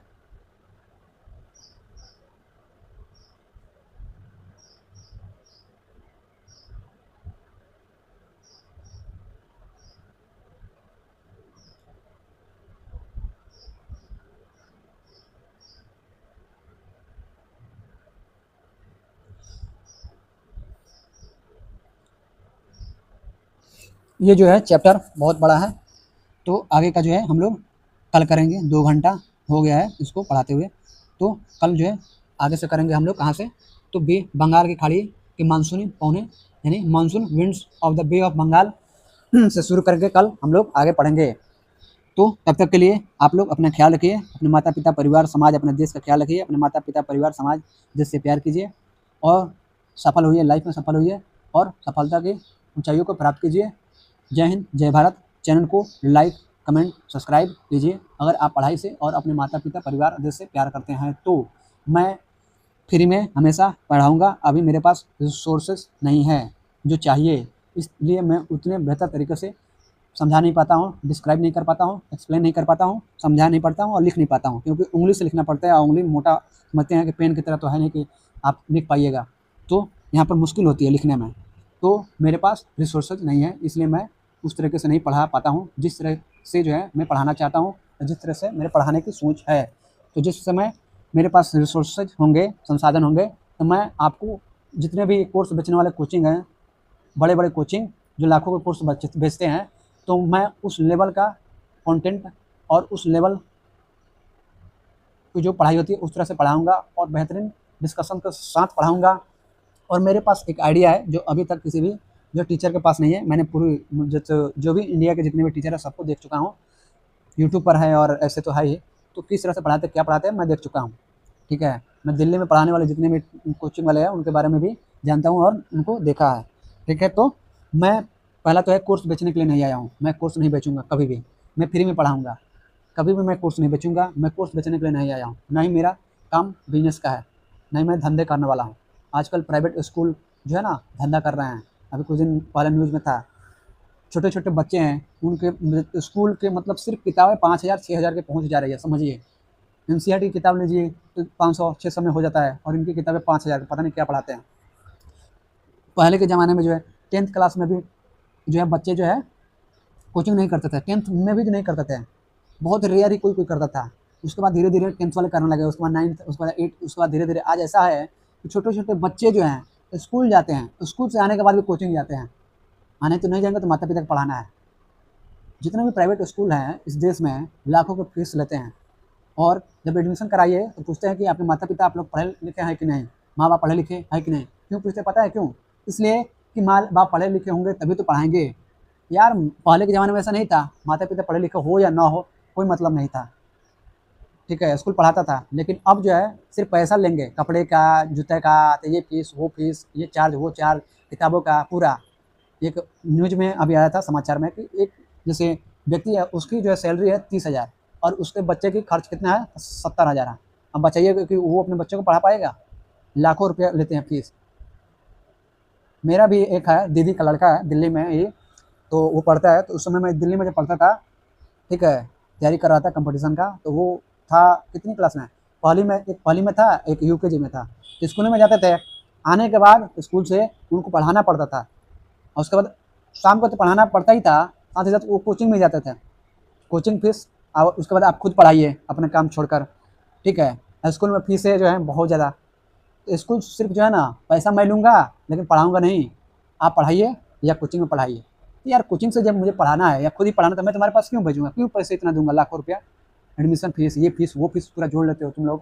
धंधा बनाकर ये लोग रखे हैं, पूरा का पूरा धंधा बनाकर रख दिए हैं। शिक्षा जो है ना सस्ती होनी चाहिए और दूसरा जो है यानी कि फ्री होनी चाहिए। तो मैं फ्री में पढ़ाऊँगा, मैं धंधेबाज नहीं हूँ, धंधा करने वाला नहीं हूँ। 5 रुपया, 10 रुपया, 50 रुपया, 100 रुपया, 250, 50,000, 1 लाख, 1.5 लाख में जो कोर्स बेची जा रही है ना यहाँ पर, नीचे स्तर से लेकर ऊपर स्तर तक के कंपटीशन के जो कोर्सें बेची जा रही है, ठीक है, एसएससी से लेकर एमटीएस से लेकर हवलदार से लेकर जो है यूपीएससी तक के कोर्सें बेची जा रही है, पूरा का पूरा कोर्स बेची जा रही है। लूसेंट किताब के भी कोर्स बेचे जा रहे हैं, लूसेंट का, लूसेंट दर्शन, कोई कुछ लूसेंट शो, मतलब 50 रुपया, 100 रुपया, 99 रुपये में कोर्स बेची जा रही है। क्या बात है यार। मैं यहाँ पर कोर्स बेचने के लिए नहीं आया हूँ, मैं स्टूडेंट की प्रॉब्लम को समझता हूँ।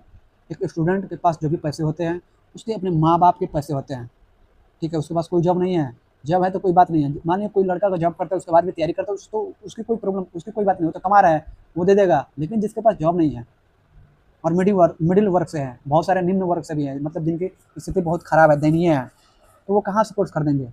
कोर्स खरीदने में ही उनकी जीवन बीत जाएगी। अगर मान लीजिए कोर्स कर दे, उसके बाद शहरों में रहे, हॉस्टल में रहे, खाना पीना, 5 साल रहे, नहीं हुआ, तो 5 साल में जोड़िए कि 5 लाख खर्च हो गया। अगर बाद में अगर नहीं हुआ नौकरी, तो उसके पास पैसा भी नहीं बचेगा, नौकरी भी नहीं है, बिजनेस करने के लिए पैसा चाहिए, वो भी नहीं है, तो बेचारा क्या होगा? तो समय के साथ साथ क्या क्या होता है, दवाई बढ़ती जाती है। और मैं नहीं चाहता हूँ कि आप कोर्स खरीदिए, मैं फ्री में पढ़ाऊँगा, फ्री में, पूरे जीवन फ्री में पढ़ाऊँगा। दर्शन और जो है आपका कोर्स नहीं बेचूँगा, ये मेरा वादा है। फ्री में आप लोग पढ़ने के लिए तैयार रहिए, मैं फ्री में पढ़ाऊँगा। तो जय हिंद, जय भारत। मेरे यही आप लोगों से विनती थी। और रही बात, तो मैं कोई भी टीचर नहीं हूँ, ना ही मुझे टीचर बनने का कोई शौक़ है। मैं आप लोगों को अपना दोस्त समझता हूँ और आप लोग मुझे अपना दोस्त समझिए। जैसे अपने दोस्तों से बात करते हैं, मिलते हैं, चलना यार, छोड़ना यार, अरे देना यार, ऐसे। मेरे टीचर बनने का कोई शौक़ नहीं है, मैं आपका दोस्त हूँ, आप लोग मुझे अपना दोस्त समझिए, मैं आप लोग को अपना दोस्त समझता हूँ।